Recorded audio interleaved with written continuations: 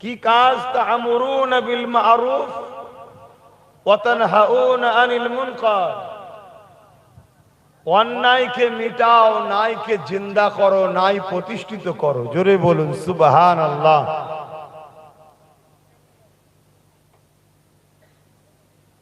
বস, চেয়ারে বসে। আচ্ছা,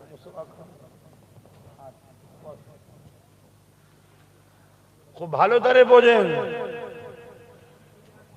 তাহলে ইসলামিক আলোচনার মাহফিল দিয়েছেন, আমাকে নিয়ে এসেছেন ইসলামের কথা বলতে। আমি যেমন ন্যায়ের পক্ষে বলবো, অন্যায়ের বিরুদ্ধে বলবো। আর আপনি যদি বলেন না শুধু ন্যায় কথা বলেন, অন্যায় বলবেন না, তাহলে কোরআনের আয়াতে তাহলে তো কলম চালাচ্ছেন। ইসলাম যেমন নামাজের নাম, রোজার নাম, হজের নাম, দাড়ি টুপির নাম, জুব্বা পাগড়ির নাম, দান খায়রাতের নাম, তেমন পিপাসিত মানুষের পিপাসা মিটাবার নামও ইসলাম। জোরে বলুন সুবহানাল্লাহ। ক্ষুধার্তকে খানা খাওয়ানো, অন্নহীনকে অন্ন দেওয়া, বস্ত্রহীনকে বস্ত্র দেওয়া, সমাজকে দুর্নীতির হাত থেকে মুক্ত করা, নেশা মুক্ত সমাজ গড়া, চোর মুক্ত সমাজ গড়া। বলবেন রাজনীতি হচ্ছে, তাই তো নাকি? তাহলে ইসলামের আলোচনা করবো কি করে?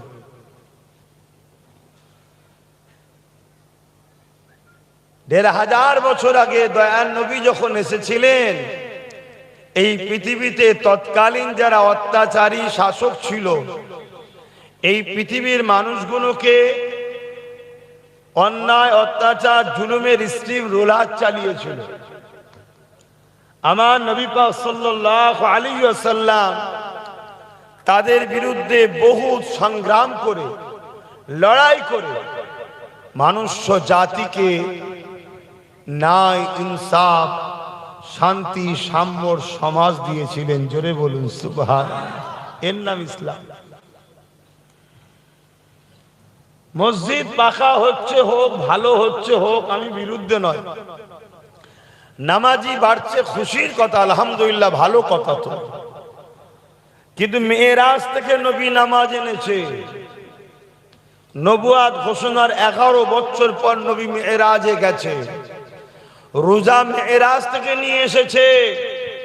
তার আগে 11টা বছর আল্লাহ রসুল জুলুমের বিরুদ্ধে, সন্ত্রাসের বিরুদ্ধে, অত্যাচারী শাসকের বিরুদ্ধে, খনি মানবরূপী পশুদের বিরুদ্ধে, নারীদের পক্ষে, এতিমের পক্ষে, বিধবার পক্ষে, গরিবের পক্ষে, মানুষের পক্ষে, মোটেই মুসলমান নয়। যাদের হয়ে রসুল লড়েছে তারা কেউ মুসলমান ছিল না। নবীর আখলাক, নবীর আদর্শ, নবীর ব্যবহার দেখে তারা দলে দলে ইমানের কালেমা পড়ে মোহাম্মদ রসুলকে মেনে নিয়েছে। জোরে বলুন সুবহান। আর আজকে চায়ের দোকানে কান পাতো, গাল আমাদের। টিভিতে দেখো, আমরা গাল খেচ্ছি সব জায়গায়। কারণ একটাই, আমরা ইসলামের নামে ধোঁকা দিচ্ছি ইসলামের সাথে। আমরা ইসলামের নামে ইসলামকে কুক্ষিগত করে রাখছি। আমরা ইসলামের দোহাই দিয়ে ইসলামকে ব্যঙ্গ করছি। ইসলামের বহুত বড় একটা অংশকে সমাজ থেকে ডিলিট করে দিয়েছি আমরা মুসলমান। আর এর পিছনে আমাদের উলামাদের বিরাট বড় দান আছে। এক শ্রেণীর উলামা সেদিন ব্রিটিশদের চামচাগিরি করেছিল, আর আজকে জালিমদেরও চামচাগিরি করছে। এবারে বলুন, আলোচনা করব না দোয়া করে দেবো? বাপেরা কি বলছেন, আলোচনার দিকে যাই নাকি? আগে ভূমিকাটা বুঝতে পেরেছেন তো? প্রত্যেকটা কিতাবের আগে একটা মুকাদ্দমা ভূমিকা থাকে। ওই ভূমিকা পড়লেই বোঝা যায় পুরো কিতাবের মধ্যে কি আছে। তাকে ভূমিকাটা দিয়ে দিলাম, এতেই বোঝা যাবে আব্বাস সিদ্দিকী কি ওয়াজ করবে। এবারে বলুন, ওয়াজ করবো না থাকবে? কেন মুসলমান এখন আল্লাহ থেকে বেশি ভয় দাদা দিদিকে করে। ভয় লাগতে পারে তো কি হবে না হবে দরকার নেই বাবা, হুজুর এসেছি ভালো করেছি বাবা দোয়া করতে, এই জন্য জিজ্ঞেস করে নিলাম। আমার সমস্যা নেই, আমি রাত 12টা 1টা 2টো 3টে দুনিয়া ঘুরে বেড়াই যত দূর আল্লাহ নিয়ে যায়। কেন? আল্লাহ ছাড়া কাউকে ভয় করি না। আর আল্লাহকে যারা ভয় করে, আলিমান খাফা মাকাম রাব্বিহি জান্নাতান, আল্লাহ তাদেরকে 2টো জান্নাত দেবে ওয়াদা করেছেন। জোরে বলুন সুবহানাল্লাহ। হায় হায়, কি হয়ে গেলাম আমরা। 313 জনকে দুনিয়া ভয় করত, এক গরিবে নওয়াজকে হিন্দুস্তান ভয় করত, আর আজকে এত সব ভয়ে জড়ো হয়ে আছে। কি হবে কি হবে কি হবে? কিয়ামত হবার আগেই তো নফসি নফসি করছে, তাহলে কিয়ামতে কি হবে? আসেন আলোচনার দিকে যাই। দরুদ শরীফ পড়েন। আল্লাহুম্মা সাল্লি আলা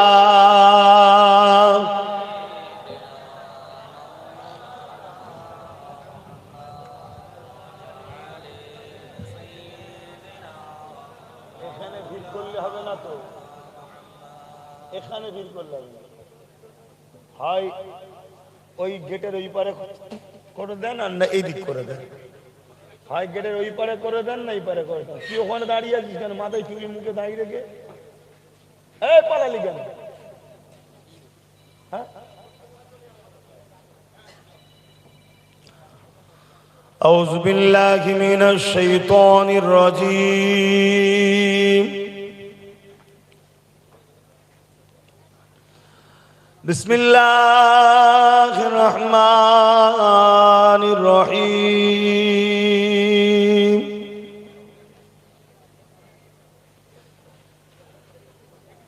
قال الله تعالى في كلام المجيد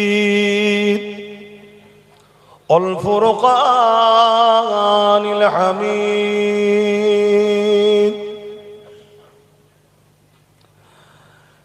إن الله وملائكته يصلون على النبي يا أيها الذين آمنوا صلوا عليه وسلموا تسليما اللهم صل على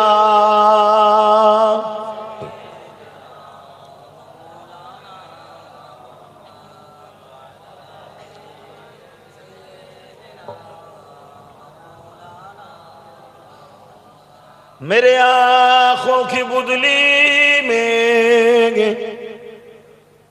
जलवा है मोहम्मद का,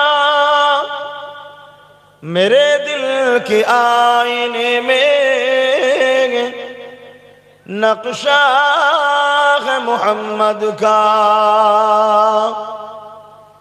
कोई जन्नत में जाएगा, कोई दोज़ख में पहुंचे, मदीने की तरफ दौरे दीवाना मुहम्मद का।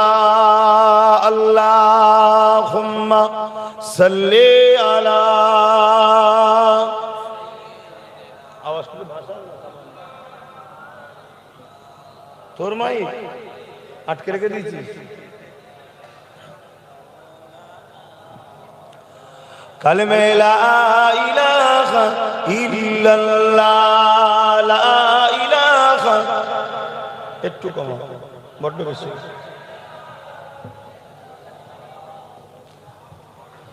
হাসবি রব্বি জাল্লাল্লাহ মা ফি কলবি খায়রুল্লাহ। হাসবি রব্বি জাল্লাল্লাহ মা ফি কলবি খায়রুল্লাহ। নূর মুহাম্মদ সাল্লাল্লাহ হক লা ইলাহা ইল্লাল্লাহ, লা ইলাহা, লা ইলাহা ইল্লাল্লাহ মুহাম্মাদুর রাসূলুল্লাহ লা ইলাহা ইল্লাল্লাহ লা ইলাহা ইল্লাল্লাহ মুহাম্মাদুর রাসূলুল্লাহ আল্লাহুম্মা সাল্লি আলা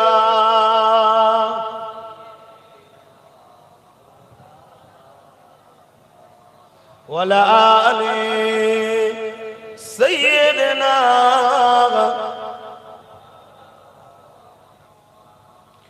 وقال الله تعالى في كلام المسيح والفرقان الحميد لقد كان لكم في رسول الله أسوة حسنة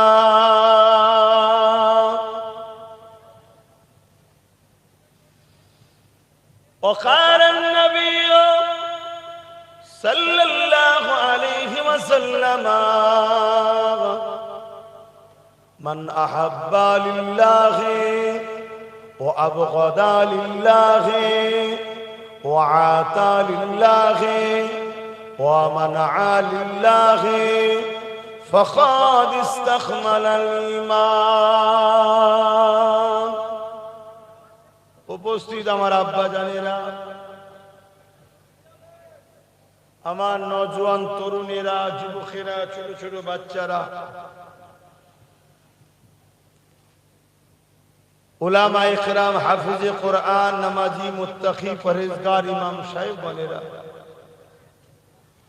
দূর দূরান্তে অবস্থিত আমাদের সকলের আম্মা ও বোনেরা, আল্লাহ পাকের দরবারে শুকরিয়া। আজ আমরা একটা মজলিস কায়েম করেছি যার উদ্দেশ্য আল্লাহর খুশির জন্য, জোরে বলুন সুবহানাল্লাহ। এবং সেই মাহফিলে আমরা বেশ কিছু মানুষ এসে হাজির হয়েছি। আল্লাহ আসার তৌফিক দিয়েছেন, সকলে বলি আলহামদুলিল্লাহ। আল্লাহ এই মাহফিলে বসার দরুন আমাদের ছোট ছোট গুনাহকে মাফ করে দিয়ে থাকেন, জোরে বলুন সুবহানাল্লাহ। বর্তমান পরিস্থিতিকে সামনে রেখে গুটিকত কথা আলোচনা করব। পুরো বিশ্বের দিকে যদি তাকিয়ে দেখি, পুরো বিশ্ব জুড়ে একটাই কথা, ইসলামকে মিটাও। আমেরিকা ইসলামের পিছনে, ফ্রান্স ইসলামের পিছনে, ব্রিটেন ইসলামের পিছনে, তাম পৃথিবী জুড়ে সবাই ইসলামকে টার্গেট করেছে। এর কারণ কি?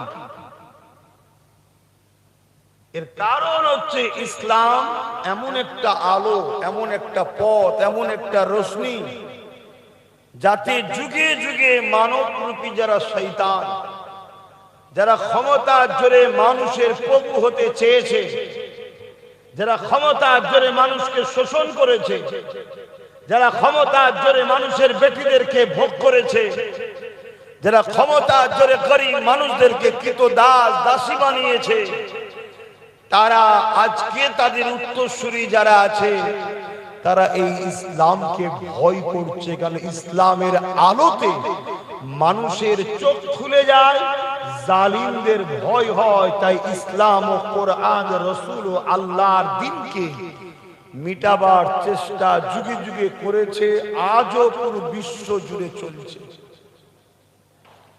আমরা যদি এদিকে খেয়াল না রেখে শুধু এই মসজিদে ঢুকে সেজদা দিয়ে তাসবিহ পড়ে আর হজ করে যদি মনে করি রোজা রেখে জান্নাত যাব, এর থেকে বড় বোকামি আর কিছু নেই। আপনার আমার থেকে অনেক বেশি নামাজি ইমামে হোসাইন পাক, আমার আপনার থেকে অনেক বেশি নামাজি সাহাবা হুজুররা, তিনারা পুরো জীবনটা কাটিয়েছে জুলুমের বিরুদ্ধে সংগ্রাম করে, অন্যায় অত্যাচার সন্ত্রাসের বিরুদ্ধে সংগ্রাম করে। নামাজ রোজা দাড়ি টুপি যেমন ছিল, জুলুমের বিরুদ্ধে অত্যাচারের বিরুদ্ধে তারা জীবনকে কাটিয়েছে। এবং জুলুমকে মিটাতে গিয়ে নবী পাকের প্রাণ প্রিয় সাহাবা হুজুররা শহীদ পর্যন্ত হয়েছে। জুলুম অত্যাচার সন্ত্রাসকে খতম করতে গিয়ে নবী পাকের কাঁধে খোড়া ইমামে হোসাইন পাক শহীদ হয়েছে। আজ তুমি আমি যদি মনে করি বড় হাজী হয়ে নামাজি হয়ে মুফতি মৌলানা পীর পীরজাদা দাবি করে মসজিদে গিয়ে নামাজ পড়ে তাসবিহ টেনে জান্নাতে চলে যাব, এটা থেকে বড় মূর্খমি আর কিছু হতে পারে না। ভালোবাসা শুধু দিবার নাম নয়, ভালোবাসা ডিফেন্সের নাম। আমি আমার মা বাপকে ভালোবাসি, স্ত্রীকে ভালোবাসি, তাদের যা চাওয়া পাওয়া সব যেমন দেব, ঠিক তেমন তাদের উপরে কোনো ঝড় ঝাপটা এলে ডিফেন্সও করতে হবে না। হবে না, আপনি যা চাচ্ছেন দেবো, কিন্তু আপনার উপরে জুলুম এলে আমি আপনার হয়ে কথা বলবো না। এটা কি ভালোবাসা না ছলনা? ইসলামকে ভালোবাসি, নামাজ পড়ি, রোজা রাখি, হজ করি, মসজিদ বানাই, মাদ্রাসা বানাই, দান করি, খায়রাত করি, এটা দিয়ে শুধু ইসলাম কমপ্লিট হবে না। এগুলোর পাশাপাশি ইসলামের উপরে কোনো আঘাত এলে, কোন রকম চক্রান্ত এলে, ইসলামের পক্ষে দাঁড়িয়ে সেই চক্রান্তকে ডিফেন্স করে তাকে ব্যর্থ করে দিতে হবে, তবেই তুমি হাকিকাতে প্রেমিক। না হয় নামাজ তো আব্দুল্লাহ ইবনে উবায়েরও ছিল, দাড়ি টুপি তো আব্দুল্লাহ ইবনে উবায়েরও ছিল, হজ তো আব্দুল্লাহ ইবনে উবাই নবীর সাথে করেছে, রোজা তো রাইসুল মুনাফিক আব্দুল্লাহ ইবনে উবাই নবীর সাথে ইফতার করেছে, নবীর মজলিসে বসে কোরআন শিখেছে, কিন্তু কোরআন ঘোষিত জাহান্নামী হয়েছে। আর নামাজ, রোজা, দাড়ি টুপি আবু বকরেরও ছিল, কিন্তু দিনের উপরে কোনো আঘাত এলে আবু বকর জীবনকে বাজি লাগিয়ে ডিফেন্স করেছে। জোরে বলুন সুবহানাল্লাহ। দাড়ি দেখাওনি, টুপি দেখাওনি, নামাজ রোজা দেখাওনি, নবী পিছনে ইক্তেদা করে নামাজ পড়তো আব্দুল্লাহ ইবনে উবাই। মন দিয়ে শোনো, মুসলমান দুটো, সব মুসলমান জান্নাতে যাবে না। হ্যাঁ, সব মুসলমান জান্নাতে যাবে না আমি বলছি না, আমার রাসূল বলছে। আমার তো মুখ কথা তো রাসূলুল্লাহর হবে। সব মুসলমান জান্নাতে যাবে না। আল্লাহ নবী বললেন আমার উম্মত দাবিদারদের মধ্যে ৭৩টা দল হবে, ৭২টা দল জাহান্নামে যাবে, একটা দল জান্নাতে যাবে। ৭২ দলই মসজিদ থাকবে, মাদ্রাসা থাকবে, দাড়ি থাকবে, টুপি থাকবে, নামাজ থাকবে, রোজা থাকবে, হজ থাকবে, সব থাকবে, এরপরও জাহান্নামে যাবে। কেন? তারা ওই জুল খুয়াইসরা তামিমির মতো নামাজি ছিল, আব্দুল্লাহ ইবনে উবাইয়ের মতো ছিল, এমন করে মুনাফিক ছিল তারা। তা আজকের দিনেও আমাদেরকে বুঝতে হবে মুসলমানের মধ্যে দুটো কাতার আছে। আল্লাহ যুগে যুগে পরীক্ষা নিয়েছে। কখনো কখনো আল্লাহ পাক ফেরাউন পাঠিয়ে, কখনো নমরুদকে পাঠিয়ে, কখনো ইজিপ্টকে পাঠিয়ে, কখনো চিঙ্গিস খান হালাকু খানকে পাঠিয়ে, কখনো হতভাগা আকবরকে পাঠিয়ে, কখনো ভারতের মুসলমানের সামনে ব্রিটিশকে পাঠিয়ে আল্লাহ পাক আমাদের ঈমানকে পরীক্ষা নিচ্ছে, আজও নিচ্ছে। নেবে না? নেবে না? একটু বুঝে বুঝে পা ফেলো। নামাজ ফরজ ব্যক্তি জীবনের জন্য, রোজা ফরজ ব্যক্তি জীবনের জন্য, হজ ফরজ মালদার ব্যক্তি জীবনের জন্য। আমি নামাজ পড়লে সমাজের কি লাভ? কথা বলুন, হজকে বুঝুন আগে। হজ অনেক হয়, বড় বড় মৌলভী সাহেব, পীর সাহেবরা দালাল হয়ে গেছে, দালাল। শুনছেন তো নাকি? আমরা গরু হাটে যাই, অনেক দালাল দেখি, সবজি বাজারে অনেক দালাল দেখি। এ দালালের থেকেও জঘন্য দালাল যারা দ্বীনকে বিক্রি করে দালালি খায়। ঠিক না বেঠে? অতএব দ্বীনকে বুঝুন, নাই আপনার মূল্যবান ঈমানকে কেড়ে নিয়ে চলে যাবে। আপনার মূল্যবান ঈমানকে কেড়ে নিয়ে চলে যাবে।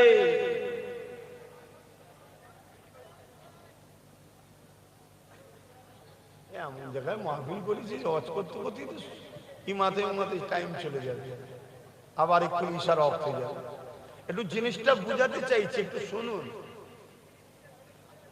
আল্লাহ নবীর হাতে হাত দিলেন আব্দুল্লাহ ইবনে উবাই, আল্লাহ নবীর হাতে হাত দিলেন সিদ্দিক আকবর। কি হলো?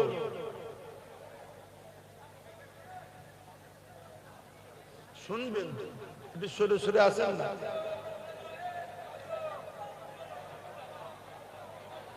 একটা রাস্তা করে দেন, এইদিকে চলে আসুক না, ওইটাতে যাকে সামনে দিও না, সামনে দিয়ে নয়, ওটা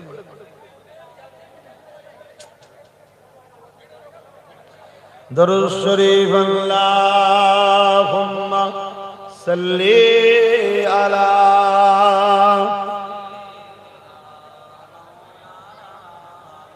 যাও ওটাতে চলে যাও, পিছনে ভেতরে চলে যাও।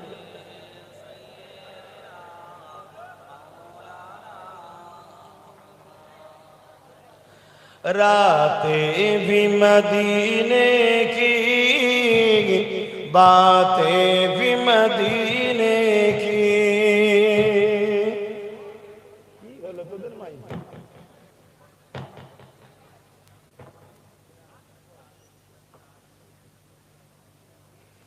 रातें भी मदीने की, बातें भी मदीने की। जीने में ये जीना है, क्या बात है जीने की।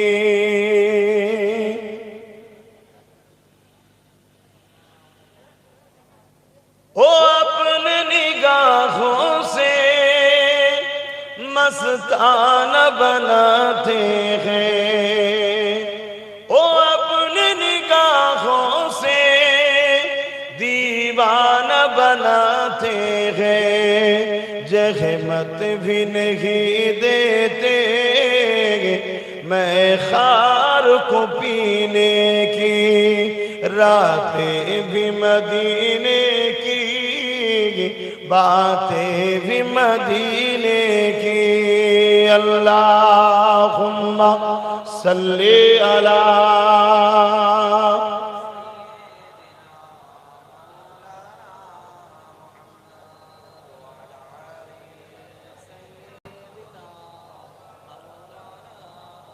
ভাইরা আমার, মন দিয়ে কতটা শোনেন। নবী পাকের হাতে হাত দিলেন আবু বকর সিদ্দিক, আবার আব্দুল্লাহ ইবনে উবাইও নবীর হাতে হাত দিয়েছে। আবু বকর সিদ্দিক নবীকে ইক্তেদা করে নামাজ পড়েছে, আব্দুল্লাহ ইবনে উবাইও পড়েছে। আবু বকর সিদ্দিক নবীর সাথে জিহাদে গেছে, আব্দুল্লাহ ইবনে উবাইও গেছে। আবু বকর সিদ্দিক নবীর সাথে হজ করেছে, আব্দুল্লাহ ইবনে উবাইও নবীর সাথে হজ করেছে। কিন্তু মনে রাখবেন, দুজনের মাথায় টুপি, দুজনের মুখেই দাড়ি, দুজনেই মুসলমান দাবিদার। কিন্তু আমার রাসূলুল্লাহ আব্দুল্লাহ ইবনে উবাইকে দুনিয়া থেকে জান্নাতের সার্টিফিকেট দিল যে আবু বকর জান্নাতি। জোরে বলুন সুবহানাল্লাহ। আর আব্দুল্লাহ ইবনে উবাই সেম কাজ, কিন্তু দুনিয়া থেকে কোরআন ঘোষিত রাইসুল মুনাফিক আব্দুল্লাহ ইবনে উবাই জাহান্নামের সবথেকে কঠিনতম আযাবে যাচ্ছে। কারণ কি শুনছেন?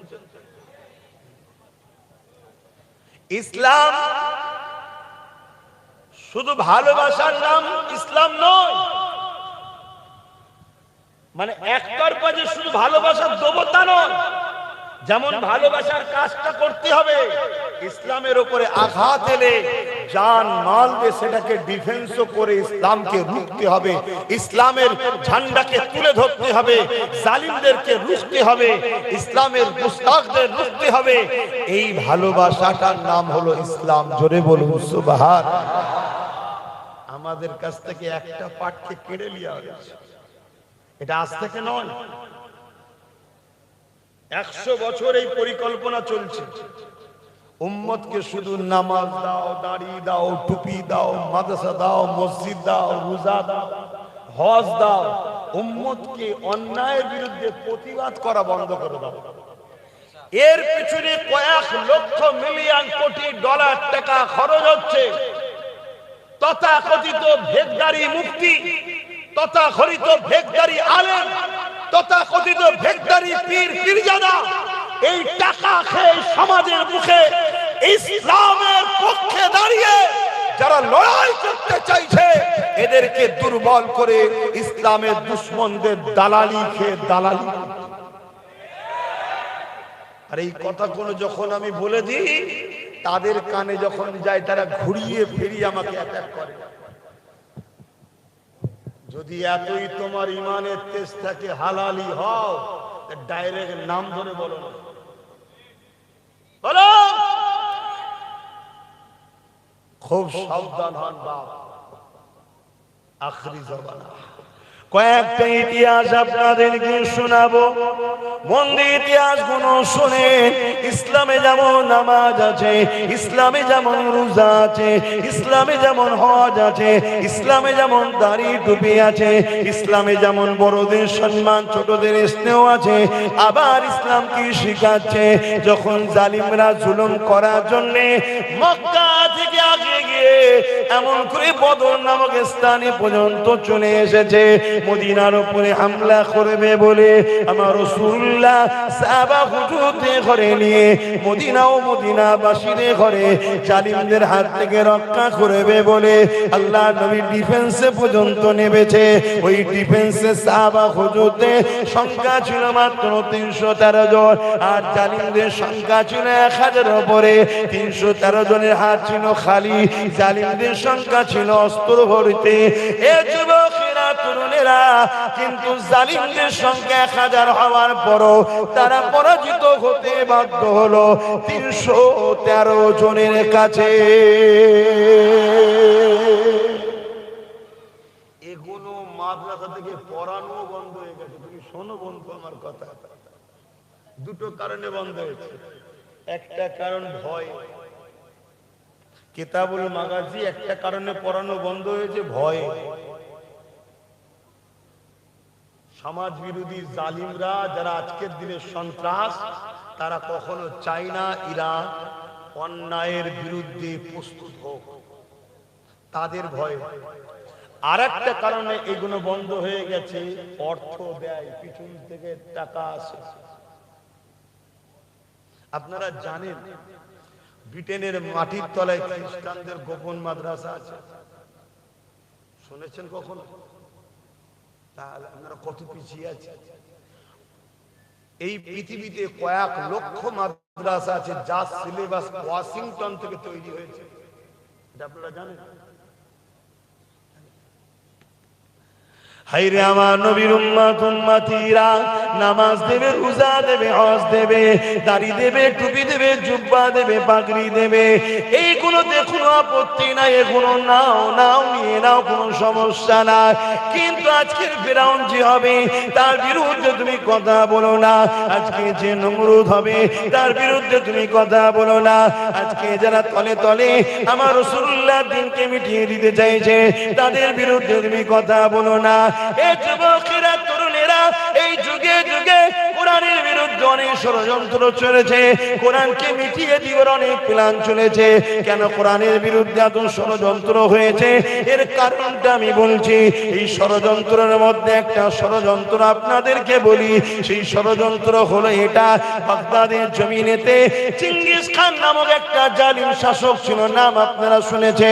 সেই বাগদাদের জমিনে একটা মাদ্রাসাতে হামলা করলো, যে মাদ্রাসাটা এত বড় ছিল, 3000 শুধু 300 শুধু উস্তাদ ছিল, ছাত্র তুলাবাদ এখানে মাদ্রাসায় শিক্ষা দিবে বলে এত বড় মাদ্রাসা।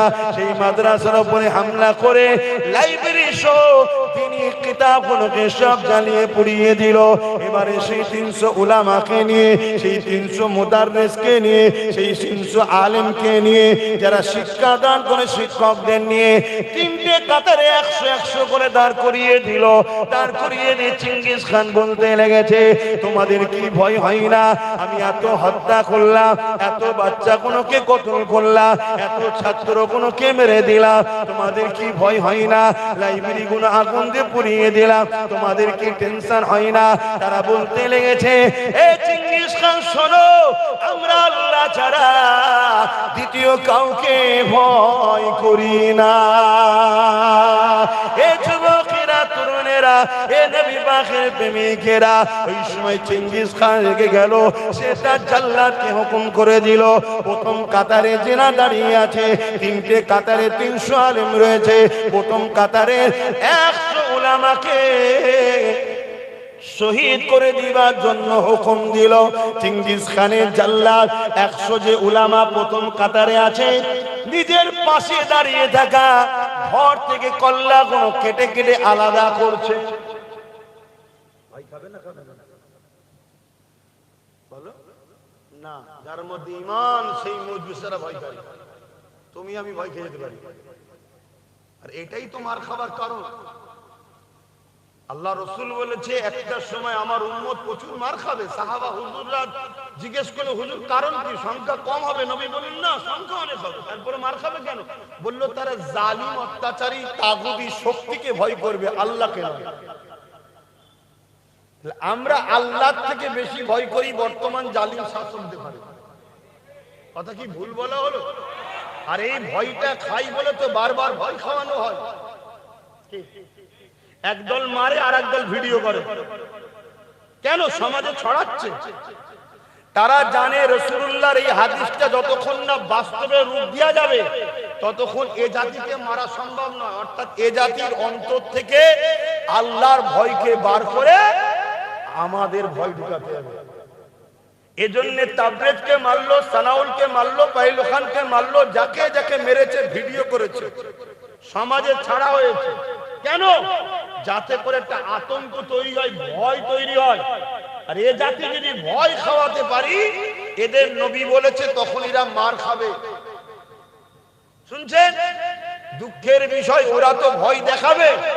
আমাদের মসজিদের এক শ্রেণীর উলামা, আমাদের এক শ্রেণীর ইমাম, আমাদের এক শ্রেণীর আলেম, তারাও দিনরাত আমাদেরকে ভয় খাওয়াচ্ছে না? খাওয়াই না? শুধু বলছে বিজেপি চলে বলছে ভয় দেখাচ্ছে। তার মানে আল্লাহর ভয় বার করে দিচ্ছে আর বিজেপির ভয় ঢুকাচ্ছে। শুনছেন? এ যুবকেরা, আমরা তো সেই জাতি যারা ফিরাউনকে মজা চাখিয়েছি, আমরা তো সেই জাতি যারা নমরুদকে মজা চাখিয়ে দিয়েছি, আমরা তো সেই জাতি বদর থেকে শুরু করে খান্দক থেকে শুরু করে প্রতিটা ময়দানে জালিমদেরকে ভয় করেছি। আমরা তো সালাউদ্দিন আইবির উত্তরসূরি, আমরা তো খালিদ বিন ওলীদের উত্তরসূরি। খালিদ বিন ওলীদকে যে 120টা ইসলামের পক্ষে লড়াই করেছে, খালিদ বিন ওলীদের নেতৃত্বে একবার রোম সাম্রাজ্যের বিরুদ্ধে লড়াই হয়েছিল। রোমানীয় সাম্রাজ্যের এমন করে 2 লক্ষ সৈন্য ছিল, আর খালিদ বিন ওলীদের মাত্র 3000 সৈন্য ছিল। এই 3000 সৈন্য নিয়ে খালিদ বিন ওলীদের নেতৃত্বে রোম সাম্রাজ্যের বিরুদ্ধে লড়াই হচ্ছে। এই 3000 কথা 2 লক্ষ কোথায়? কিন্তু খালিদ বিন ওলীদের নেতৃত্বে এই 3000 সৈন্য নিয়ে রোম সাম্রাজ্যের সামনে আল্লাহ পাক খালিদ বিন ওলীদকে বিজয় দান করেছে। এ যুবকেরা, আমরা তো মাওলা আলীর উত্তরসূরি, যে মাওলা আলীর সামনে দুনিয়ার কোন তাকত দাঁড়াতে পারত না। আমরা তো এমন করে দুনিয়ার জমিনে সালাউদ্দিন আইবির উত্তরসূরি, যে সালাউদ্দিন আইবি মসজিদে আকসা যখন সেলিবিয়ারা দখল করে নিয়েছিল, ওই মসজিদে আকসাকে যখন উদ্ধার করতে গেলে, মনে রাখবেন, মন দিয়ে শোনেন, তারিখ জানে, আপনারা আপনাদের পূর্বপুরুষদের ইতিহাস ভুলে গেছে।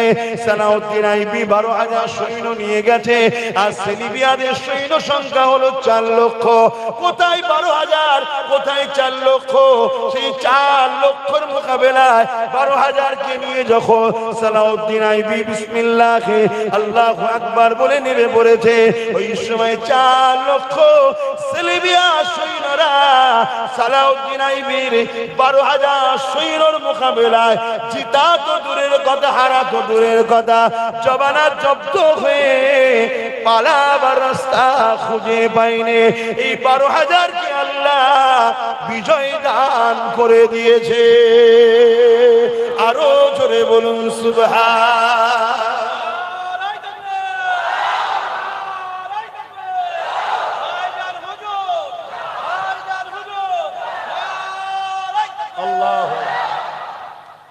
আজকে অঙ্গীকার করে যারা আল্লাহ ছাড়া অন্য কারো ভয় আমাদের সামনে দেখাবে তারাই হলো গাদ্দার। আমার কথায় সহমত হতে পারছেন না কেন? রাসূল বললেন আমার উম্মতের মার খাবার প্রথম কারণ হবে কি? আল্লাহকে ভয় না করে তাগুতি জালিম অত্যাচারী শাসককে ভয় করবে, মৃত্যুকে ভয় করবে। শুনছেন তো? তাহলে আমরা ভয় করব কাকে? আল্লাহ। এই জায়গায় যদি কেউ কারো ভয় দেখায় তাহলেই বুঝে নিতে হবে যে আমাদের অন্তর থেকে আল্লাহর ভয়কে বার করাতে চাইছে। শুনছেন? আল্লাহ ছাড়া কারোর উপরে ভরসা করবেন না, আর আল্লাহ ছাড়া কাউকে ভয় করবেন না। আল্লাহকে ভয় করলে লাভটা কি আছে? একটা লাভ বলছি, আগেই বললাম সূরা রহমানে আল্লাহ বলেছে দুটো জান্নাত দেবে। দ্বিতীয় নম্বর হচ্ছে যার হৃদয়ে আল্লাহ ভয় আছে, সামনে যত বড়ই জালিম থাকুক সে তাকে ভয় করবে। জোরে বলুন সুবহানাল্লাহ। নাই খেয়াল করে দেখুন, এত সব রয়েছে, এত সব রয়েছে, কারো নিয়ে এদের মাথায় বাজ পড়ে, ওই একটা ছেলের উপরে সবার হামলা। কেন বলেন? কেন জানে সব কটা মুনাফিক গাদ্দার, এদের সমস্যা নেই, ওই একটা ইমানদার আছে।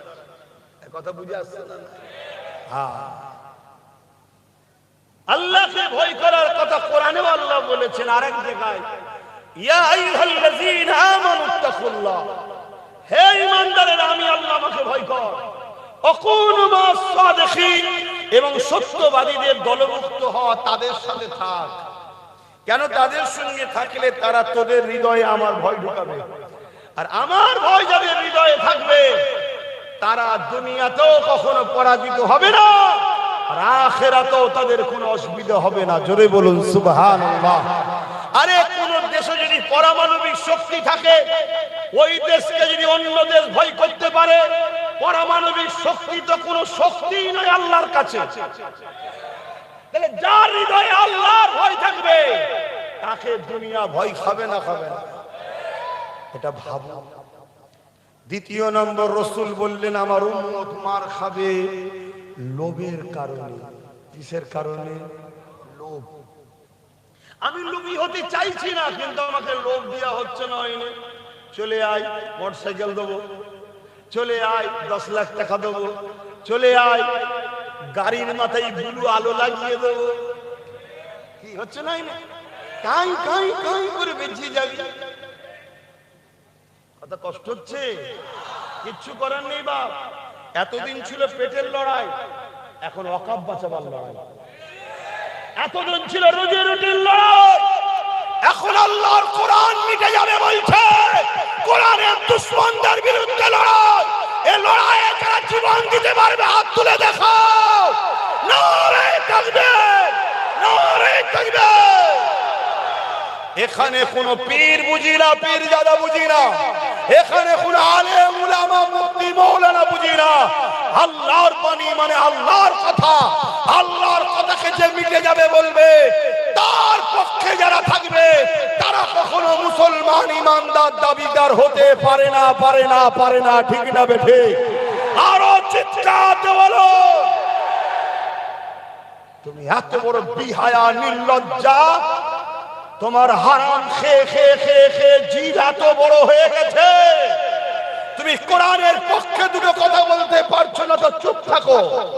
কমসে কম যে কোরআন মিটাতে চাইছে তার পক্ষপাতিত্ব করছো, মানে তুমি তার পক্ষপাতিত্ব করো কি করে?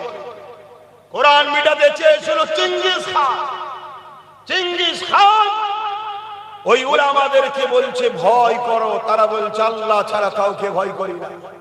প্রথম কাতারের 100 জনকে হুকুম করে দিল কতল করো। জাল্লাদ এক এক করে উলামা ধর থেকে কল্লা আলাদা করছে, ফিচকিরিতে রক্ত বাহির হচ্ছে। পাশের উলামাটা দাঁড়িয়ে আছে, মুখে কোনো ভয়ের ছায়া নাই। জোরে বলুন সুবহানাল্লাহ। কেন? যে দিলে আল্লাহ থাকে ও দিলে দুনিয়ার কোনো তাকত কখনো ভয় দেখাতে পারবে না। প্রথম কাতারে কিন্তু একটা বয়স্ক আলেম ছিলেন, তিনি প্রথম কাতার থেকে দ্বিতীয় কাতারে চলে গেলেন। চেঙ্গিস খান দেখলো, কিছু বলল না। আবার দ্বিতীয় কাতারে হুকুম করলো গর্দান উড়িয়ে দাও। দ্বিতীয় কাতারে আবার গর্দান উড়িয়ে দেওয়া হলো। ওই যে প্রথম কাতার থেকে বুজুর্গ উলামাটা ছিলেন, তিনি দ্বিতীয় কাতারে চলে আসলেন। তিনি দ্বিতীয় কাতার থেকে তৃতীয় কাতারে চলে গেলেন। দ্বিতীয় কাতারের সমস্ত উলামাদেরকে কতল করে দেওয়া হলো। 199 জন আলেমকে কতল করা হয়ে গেছে। লাস্ট কাতারে 101 জন, প্রথম কাতারে যিনি দ্বিতীয় থেকে তৃতীয়, তার সামনে চেঙ্গিস খান এসে বলছে, এই বুজুর্গ উলামা, এবারে তুমি কোন কাতারে যাবে? তোমাকে এবারে কে বাঁচাবে? হায় হায়, 199 আলেমের রক্ত কল্লা ধর থেকে আলাদা। এই মুহূর্ত যার মুখ দিয়ে কথা বেরোয় সেই তো যাবে জান্নাতে। ওই সময় দাঁড়িয়ে ওই বয়স্ক উলামা আসমানের দিকে শাহাদত আঙুল তুলে বলছে, আল্লাহ আছে। জোরে বলুন সুবহানাল্লাহ। আরো চিৎকার দিয়ে বলুন আল্লাহু আকবার। আঙুল তুলে বলুন আল্লাহু আকবার, আল্লাহু আকবার। আল্লাহ তিনি যিনি সব থেকে মহান, শাইউল কাদির, সর্বশক্তিমান। আমরা কোন মুদি কোন দিদি কাউকে ভয় করি না। আমরা ভয় করি একমাত্র तमाम কায়নাতের স্রষ্টা, লাহু মুলকুস সামাওয়াতি ওয়াল আরদ, আল্লাহকে ভয় করি। জোরে বলুন সুবহানাল্লাহ। ভাইরা আমার, তখন ওই চেঙ্গিস খান রেগে গেল যে এত মারলাম, এর দিলে ভয় নেই আমার। আতঙ্ক তৈরি করতে চাইছে, আতঙ্ক। আজকে চেঙ্গিস খান কোনো আতঙ্ক তৈরি করতে চাইছে না চাইনি? আতঙ্ক তৈরি করো। তাহলে এদের কবরস্থান ভাঙবো, চুপ করে দেখবে। এদের মসজিদ ভাঙবো, চুপ করে দেখবে। এদের মা বোনেদেরকে টেনে নিয়ে যে বাজারে নিলামে তুলবে, এরা চুপ করে দেখবে। যদি এদেরকে ভীতু না বানানো যায়, এরা যদি বীরের যা সিংহর মতো 1 ঘন্টা বাঁচবো, 1000 বছর কচ্ছপের মতো বাঁচতে আমরা রাজি নয়। ঠিক তো নাকি? 1 ঘন্টা বাঁচবো, দুনিয়াকে প্রমাণ রেখে দিয়ে যাব যে আমি ছিলাম গাদ্দারদের দলে নয়, আমি ছিলাম ইতিহাস রচনাকারীদের দলে। জোরে বলুন সুবহানাল্লাহ। আল্লাহু ভাইয়ের হুঁশিয়ার সব ভাইয়ের আমার, মন দিয়ে শোনেন। ওই সময় ওই বুজুর্গ উলামাকে জাল্লাদ বলছে, আগে এর কতল কর। ব্যাস, মুখ দিয়ে বেরোতে দেরি, ঘোড়া লাফাতে শুরু করেছে। লাফানো তো লাফানো, ঘোড়াকে আর চেঙ্গিস খান থামাতে পারে না। ভয়ানক লাফানোটা ছুটতে শুরু করেছে। জাল্লাদ সহ তার সৈন্যরা এবার চেঙ্গিস খানের দিকে বাঁচাবে কি করে সেই টেনশন। ঘোড়া তো ছুটছে আর লাফাচ্ছে। একটা সময় চেঙ্গিস খানের পা ফসকে গিয়ে, আর চেঙ্গিস খানের 1 পা বেঁধে গেছে পায়ে রাখা পাদানিতে, আর আরেক পা ফসকে এসে পুরো জমিনে। এই মাথা লাগে, কাঁধ লাগে, হাত লাগে, ছিন্ন বিচ্ছিন্ন হচ্ছে। একটার পর একটা আঘাত হতে হতে হতে হতে ঘোড়া ততক্ষণ পর্যন্ত থামেনি যতক্ষণ না চেঙ্গিস খান মরে জাহান্নামে গেছে। শুনছেন? মিটালো কে? 199 জনের কপালে শহীদের মরণ রেখেছিল কে? আর 101 জনকে গাজীর মর্যাদা দিল কে? তাহলে তোমার আমার লস নাই। তুমি আমি জুলুমের বিরুদ্ধে, অন্যায়ের বিরুদ্ধে, সন্ত্রাসের বিরুদ্ধে, চোরেদের বিরুদ্ধে, খুনিদের বিরুদ্ধে, ওয়াকাবের দুশমনদের বিরুদ্ধে, মাদ্রাসার দুশমনদের বিরুদ্ধে, কোরআনকে মিটে যাবে বলে তার বিরুদ্ধে লড়ছি। আমরা যদি এই লড়াইয়ে মারা যাই, আমরা হব শহীদ, আর যদি বাঁচি আমরা হব গাজী। জোরে বলুন সুবহানাল্লাহ, আরো জোরে বলুন সুবহানাল্লাহ। এখানে আমাদের লস নাই। লস আছে নাকি? মরলে শহীদ, বাঁচলে গাজী। সেই রাস্তা ছেড়ে দিয়ে কোন জাহান্নামের কাতারে যাচ্ছ মুসলমান? ঘোমটার পিছনে যে কি শয়তানি আছে বুঝতে পারছো না? কবে বুঝবে? কবে বুঝবে? এখনো বুঝার সময় হয়নি যে ঘোমটা দিয়ে আস্তে আস্তে দাদাকে বাংলায় ঢুকাচ্ছে। ঘুম ঘুমটা দিয়ে এসে আস্তে আস্তে ঢুকাচ্ছে, এটা বুঝতে এখনো পাচ্ছনি? যখন আমার ওয়াকফের বিরুদ্ধে আজকের ফেরাউন, আজকের নমরুদ, কেন্দ্রের মোদী সরকার আমার কোরআন, আমার ওয়াকফের বিরুদ্ধে যখন আইন করলো, এই বাংলার মুসলমান সমস্ত রাজ্যে আন্দোলন হচ্ছে। এই বাংলার মুসলমান যখন আন্দোলনে নেমেছিল, এই মমতা ব্যানার্জি বলেছিল বাংলায় কোনো ওয়াকফে আন্দোলন হবে না, দিল্লি চলে যাও। কেন? বাংলাটা কি মমতার বাবা খালি সম্পত্তি? এই বাংলায় তুমি ভোট নেবে, এই বাংলার মুসলমানদের ভোট নেবে, এই বাংলার মুসলমানদের কাছে তোমার দলের কুকুরগুলোকে পাঠাবে যে ভোট দাও, ভোট দাও। আর এই বাংলার মুসলমানদের মসজিদ যখন বিজেপি দখল করতে চাইছে, এই বাংলার মুসলমানদের মাদ্রাসা যখন দখল করতে চাইছে, এই বাংলার মুসলমানদের কবরস্থানে যখন আঘাত দিচ্ছে, তুমি আমাদের সাথ দিলে না, আমাদের ভোটে তুমি সরকার হলে, উপরন্ত তুমি আমাদেরকে বলছো দিল্লি চলে যাও।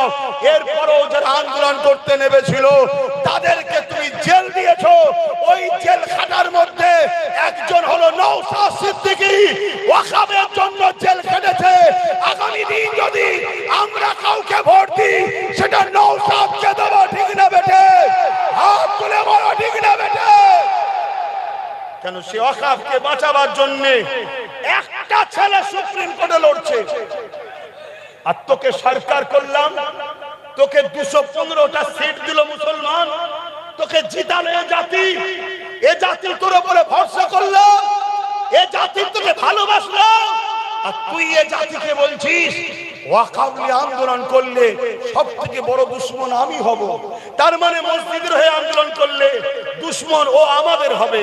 আমি মাদ্রাসা কেন বিজেপি ভাঙছো বললে আমাকে জেলে দেবে মমতা। কবরস্থান নিয়ে আন্দোলন করব, মোদি তুমি কবরস্থান ভাঙছো কেন? আমার ওয়াকফ নিতে দেবো না মোদি তোমায়। দিদির মুখে ব্যথা হচ্ছে, দাদার উপরে বোনের কত মায়া দেখেছো? এই দাদা দিদি সেটিংটা বুঝতে পারছো না, পারোনি? এখন মমতা মনে করেছে একটা মুফতির একটা পীরজাদাকে নিয়ে নিলে হয়তো আমার বেড়া পার হয়ে যাবে। তোর মুফতিও তোর সাথে জাহান্নামে যাবে, তোর পীরজাদাও তোর সাথে জাহান্নামে যাবে। কেন? আমার কাছে পীরজাদা আগে নয়, আমার কাছে আল্লাহর কোরআন আগে, আমার কাছে বাপ আগে নয়, আমার কাছে খোদার ঘর মসজিদ আগে, আমার কাছে আল্লাহ নবীর ঘর আগে। কিয়ামতের দিনে কোন পীরজাদা তোমাকে আমাকে বাঁচাতে পারবে না। কিয়ামতের দিনে আমিনার লাল তোমার আমার জন্য শাফাআত করবে। আজকে বলো, আমিনার লালের দিনের দুশমন যারা, তাদের বিরুদ্ধে আমাদের লড়াই করা দরকার আছে না নয়? হাত তুলে বলো, লড়াই দরকার আছে না নয়? তাহলে দিদি মোদির বিরুদ্ধে আমাদের ভোট দেবো না, দেবো না? জোরে বলো, দিদি মোদির পক্ষে থাকবেন না বিরুদ্ধে? জোরে বলো। বাংলার অলিতে গলিতে জানিয়ে দাও, কোরআনের সূরা বাকারার মধ্যে আল্লাহ বলছে আমাকে আমার হাবিবকে ছেড়ে তোরা যাদের দলদাস হবি তার হাতে আমি আল্লাহ তোদেরকে মিটাবো। অতএব আল্লাহ ও রাসূলকে ছেড়ে দিয়ে তোমরা যদি দিদিকে প্রাধান্য দাও, এর হাতেই আল্লাহ তোমাদেরকে মিটাবে। সেই মিটাবার একটা ছোট্ট নমুনা বলে যাচ্ছি। অলরেডি 25,000 30,000 করে সব নাম বাদ দিয়েছেন না? দেয় কে নাম বাদ দিল? এই মমতা ব্যানার্জি বলেছিল 2002-এ সম্ভবত যে বাংলাদেশ থেকে ঘুষপেটিয়া বাংলায় ঢুকছে, এটাকে রুকা দরকার। যখন দিল্লিতে মোদি আসলো, ভাই বোনের সেটিং হয়ে 2026-এ 2025-এ আজকে সেই এসআইআর করে নিরীহ মুসলমানদের নামের বানান ভুল যাওয়ার জন্য নামগুলোকে কেটে দিয়েছে। প্রথম যে লিস্ট বেরিয়েছিল সেই লিস্টে মুসলমানদের নাম বেরোয়নি, সেই লিস্টে মুসলমানদের নাম ছিল না। কিন্তু দেখলো যাদেরকে বাদ দিবার টার্গেট তারা তো সব এই দেশেরই। তখন নতুন করে ইচ্ছা করে কারো বাপের নামের আগে মোহাম্মদ আছে কি শেখ আছে, ছেলের নামের পরে আছে ডিলিট। কারো বিয়ের আগে খাতুন আছে, বিয়ের পরে বিবি হয়ে গেছে কি বেগম হয়ে গেছে, হলো কেন ডিলিট। শুনছেন তো নাকি? কিন্তু আপনাদের বলে যাচ্ছি, এই সমস্যাটাও যদি সমাধান করতে চান, ভয় আল্লাহকে খাবে, ইমানদারের ক্ষমতা তৈরি করুন। কথা মাথায় ঢুকছে? হ্যাঁ। কেন? এটা কেসের মামলা হয়ে গেছে। আপনার হয়ে কেস যে লড়বে এমন শক্তিশালী লোককে দরকার তো, তা না করে লাস্টে কালো কোট পরে সুপ্রিম কোর্টে গিয়ে যে বিচারটা ছিল, বিচারপতি কি বলে, নির্বাচন কমিশনের হাতে, তার থেকে কেড়ে নিয়ে বিচারপতির হাতে তুলে দিল। কেন? আমাদের দাবি ছিল একটাই, আগে ভোটার্স তারপরে ভোট। বিচারপতি দেখলো প্রায় 90 লক্ষ লোকের এখন ক্লিয়ার হয়নি, এক্ষুনি যদি ভোট করতে যায় তাহলে ঘিরে ফেলবে অফিস, তাহলে কি করা যাবে? অমনি দিদির সঙ্গে সেটিং। দিদি যে সুপ্রিম কোর্টে বললো এটাকে বিচারপতি বলে নির্বাচন কমিশনার ভুল করছে, বিচারপতির হাতে তুলে দিল। বিচারপতির বিরুদ্ধে লড়বে নাকি? ক্ষমতা আছে কারো? দেখো ওর হাত থেকে টেনে নিল। এই গাদ্দারকে চেনো, দুনিয়াও যাবে আখিরাতও যাবে। কোরআন বলছে আল্লাহ ও রাসূলকে ছেড়ে দিয়ে যাদের দলদাস হবে তাদের হাতে আল্লাহ তোমাদের মিটাবে। মনে রেখে দিও, সালাউদ্দিন আইবি সেলিবিয়ানের হাত থেকে মসজিদকে উদ্ধার করে নিল। এই উদ্ধার করার পরে সালাউদ্দিন আইবি তিনি মন মরা করে ঘরে বসে আছে। সবাই আনন্দ খুশি করছে, মসজিদ উদ্ধার হয়েছে, শুনছেন তো? কিন্তু সালাউদ্দিন আইবির মন খারাপ, মন খারাপ। জিজ্ঞেস করছে না সেনা প্রধানরা, হুজুর আপনার মন খারাপ কেন? মন দিয়ে কথাটা শোনো দিব। ওই সময় সালাউদ্দিন আইবি বললে প্রকাশ্য সৈন্য ছিল 4 লাখ, যদি 40 লক্ষ থাকতো তাও তার বিরুদ্ধে লড়তাম, কিন্তু আমাদের মধ্যে গাদ্দার আছে। এই গাদ্দার কোনো যদি বাঁচা না যায় তাহলে মসজিদে আকসা আবার চলে যাবে। তাহলে বাবরি মসজিদ গেছে না গাদ্দাররা বিক্রি করেছে? অত সহজ নয়। আমার দেশের সংবিধান বিরোধী একটা আইন হয়ে গেল। আমার দেশের সংবিধান বলছে কোন আস্থার উপরে রায় হয় না, আর দেশের সর্বোচ্চ আদালত থেকে রায় বেরোচ্ছে আস্থার উপরে। তাহলে গাদ্দাররা সেটিং আছে না নাই? গাদ্দার যদি না চেনো তোমাদের আগামী দিন কচু কাটা করা হবে, শুনছো? গাদ্দার যদি চিনতে পেরে যাও মাথা তুলে বাঁচবে, শুনছো? আর এই কথাগুলো আমি জানিয়ে দিই বলে দিনের শেষে সব কিছু থেকে ঘুরিয়ে এনে বাজারে শুধু একটাই কথা বলবে, কি আব্বাসের সাথে বিজেপি সেটিং আছে। শুনছো তো নাকি? 2021-এ 30টা জায়গায় দিয়েছিলাম, যা কোনোদিন পাসনি মমতা সেই শীত পেয়েছে না পাই, তা আজকেও সেই 30টা দিয়েছে। এত বুকে ব্যথা হচ্ছে কেন? কথা মাথায় ঢুকছে না ঢোকে নেই কেন? ওরা জানে যে 2030-এ 2021-এ অনেক কটা পেয়েছিল, এবারে তো অনেক কড়াকড়ি হবে, তাহলে অনেক কটা পেয়ে যাবে। একটাই যদি এত লড়াই দেয় তার সাথে যদি আরো 15-20টা হয়ে যায় তাহলে ফাটাফাটি করে ফেলবে। তোমার এই 24 পরগনাতে যত কমই হোক 5-6টা পাওয়ার জায়গায় আছে, তাহলে পুরো 24 পরগনা তো আমরা কন্ট্রোল করে ফেলবো। কথা মাথায় ঢুকছে না ঢুকে না? হ্যাঁ, এই জন্যে গাদ্দারদের মাথায় বাজ পড়ে গেছে। সালাউদ্দিন আইবি বলছে আমাদের মধ্যে যে গাদ্দার আছে তাকে খুঁজে বার করতে হবে। এই গাদ্দার খুঁজবে কি করে? একটা টিম তৈরি করেছে, গোয়েন্দা টিম।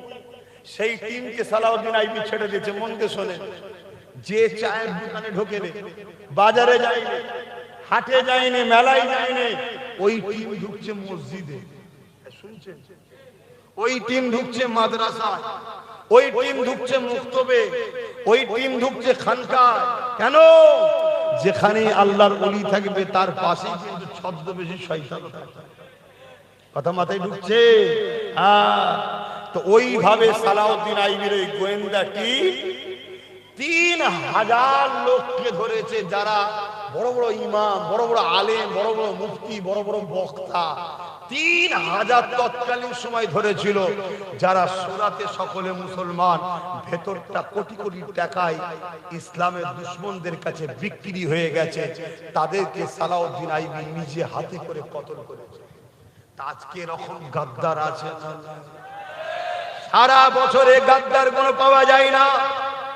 যখন মব লিঞ্চিং এর নামে এই বাংলার বারাইপুরেতে মুসলিম ছেলেকে খুন করা হয়, যখন মব লিঞ্চিং এর নামে গোরাক্ষা বাহিনীরা এই বাংলার বাঁকুড়াতে মুসলিম মানুষগুলোকে পেটে মারে, তখন এই গাদ্দার মুনাফিক আলেম উলামা পীরজাদাগুলোকে পাওয়া যায় না। ভোট যখন আসে তখনই শুধু বেরিয়ে বলে আর একবার দিতে হবে, না বিজেপি চলে আসবে। গাদ্দার চিনতে পারছিস? তোরা যদি বলিস তোদের কথাটা সত্য তখন মানতাম। তোরা যদি এই কথাটা বলতিস, কি কথা, যেখানে লড়াই বিজেপি ভার্সেস টিএমসি সেখানে টিএমসি কে দাও, আর যেখানে টিএমসি ভার্সেস আইএসএফ এর লড়াই সেখানে আইএসএফ কে দাও, তাহলে তোদের কথা মেনে নিতাম। কথা মাথায় ঢুকছে না ঢোকে না? অনেক জায়গা আছে যেখানে বিজেপির কোনো ফ্যান্ডই নেই, বিজেপি কোনো ব্যাপারই নয়। এই যেমন তোমাদের এলাকা দেখো, এই পাশে আমডাঙ্গা বলো, দিগঙ্গা বলো, এসব জায়গায় বিজেপিটা কোনো ফ্যাক্ট নেই। এই জায়গায় লড়াইয়ে যদি সবাই মিলে নিজেদের একটা শক্তি তৈরি করি, অসুবিধা আছে? কিন্তু না, এক গাদ্দাররা সেই ঘুরিয়ে ঘুরিয়ে ঘুরিয়ে ওয়াকাফের দুশমনদের শক্তিশালী। তাহলে কাল যখন মসজিদ ভাঙবে তা কোর্টে গিয়ে দাঁড়াবে কে? কাল যখন আরো কিছু ঘটবে তোমাদের হয়ে রাস্তায় নেবে লড়বে কে? একটু ভেবে চিন্তে কাজ করা দরকার আছে। আমার কথাই খারাপ লাগছে? তাহলে চলে আসো আর একটা কথা বলি। আল্লাহ নবী কোরআনের বাণী পৌঁছাতে গিয়ে মক্কা জমিনে অনেক কষ্ট ভোগ করেছে। মক্কা মানুষের আমার নবী পাকের উপরে অনেক জুলুম অত্যাচার করেছে। এই কোরআনের মেসেজ নবী পাক পৌঁছাতে গিয়েছে। এ যুবকেরা, তরুণেরা, তার মধ্যে তো ঈমান নাই, যার হৃদয়ে লা ইউমিনু আহাদুকুম হাত্তা আকুনা হাব্বা ইলাইহি মিন ওয়ালিদিহি ওয়া ওয়ালাদিহি ওয়ান নাসি আজমাইন, ততক্ষণ পর্যন্ত তোমরা ঈমানদার দাবি করতে পারবে না যতক্ষণ পর্যন্ত তোমাদের ধন দৌলত, জমি জায়গা, ঘর বাড়ি, টাকা পয়সা, বাপ মা, ছেলে পুলে, এমনকি নিজের জানের থেকেও আল্লাহ নবীকে বেশি না মহব্বত করবে, ততক্ষণ পর্যন্ত তোমরা ঈমানদার দাবি করতে পারবে না। যদি নবীর প্রেম হৃদয়ে থাকে, যে কোরআনের বাণী পৌঁছাতে গিয়ে আল্লাহ নবী কত কষ্ট পেয়েছে, ওই কোরআনের বিরুদ্ধে আমার বাংলার বিজেপির এক ফোরপাস নেতা এই এমন করে রয়েছেন নদিয়াতে, যে কিনা ফোরপাস নেতা, সে বলছে কোরআনের সূরা তওবার 5 নম্বর আয়াত নাকি হিংসা ছড়াচ্ছে। শুনেছেন না শুনেন না? জোরে বলেন। একই সংবিধান বিরোধী বলেন, একই সম্প্রদায় উস্কানি কথা বলেন, এর বিরুদ্ধে হাজার হাজার কেস হয়েছে। একে অ্যারেস্ট করেছে মমতা? না, ওটা আমার ভাই হয়। তাহলে ভোট নিবি আমার, আর আমার কোরআনের মিথ্যা কথা বলবে, সম্প্রদায় কথা বলবে, তাকে অ্যারেস্ট করবি না। আর কোথায় মালদায় কে একটা আন্দোলন করবে, তাকে ধরে বলবি মেন মাকড়া ধরে বলি। শুনছেন না শুনলেন? হ্যাঁ, এত বড় কথা বললো, কোরআনে নাকি সূরা তওবার 5 নম্বর আয়াত নাকি হিংসা ছড়াচ্ছে। কোরআন হিংসা মিটাতে এসছে না ছড়াতে এসছে? জোরে বলুন। আরেকটা বাদশার নাম বলি, হতভাগা আকবর। নাম শুনেছেন?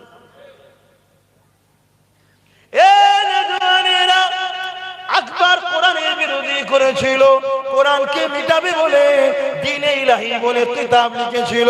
ওই কিতাব যখন বাজারে ছেড়েছে, ছাড়ার পরে আকবর বলতে লেগেছে আমার উপরে ওহী এসেছে কোরআনকে মিটাবার জন্য। আকবর দ্বীনে ইলাহি লিখেছিল।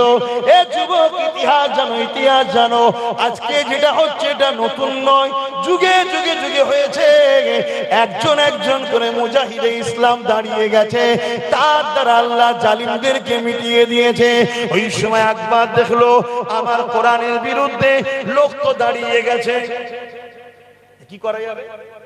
আকবর বড় বড় টাকা দিয়ে মুফতি কিনলো, মৌলানা কিনলো। তৎকালীন সময় যারা দালাল মার্কা ছিল কিনেছে, তারা বাড়ি বাড়ি গিয়ে বলছে আমাদের বাদশা হলো আকবর, আমাদের জন্য তার উপরে আল্লাহর পক্ষ থেকে কিছু আসতে পারে। বাদশার উপরে আসবে ওহী, আল্লাহর পক্ষ থেকে বাদশার উপরে, নবীদের উপরে। জোরে বলেন, আমার নবীর পরে কোন নবী আসবে? কিন্তু শয়তান মার্কা মুফতি মৌলানারা কি বুঝাচ্ছে? শুনছেন? কিন্তু মুজাদ্দেদে আলপে সানি তার সাথীদেরকে নিয়ে আকবরের বিরুদ্ধে দাঁড়িয়ে গেল।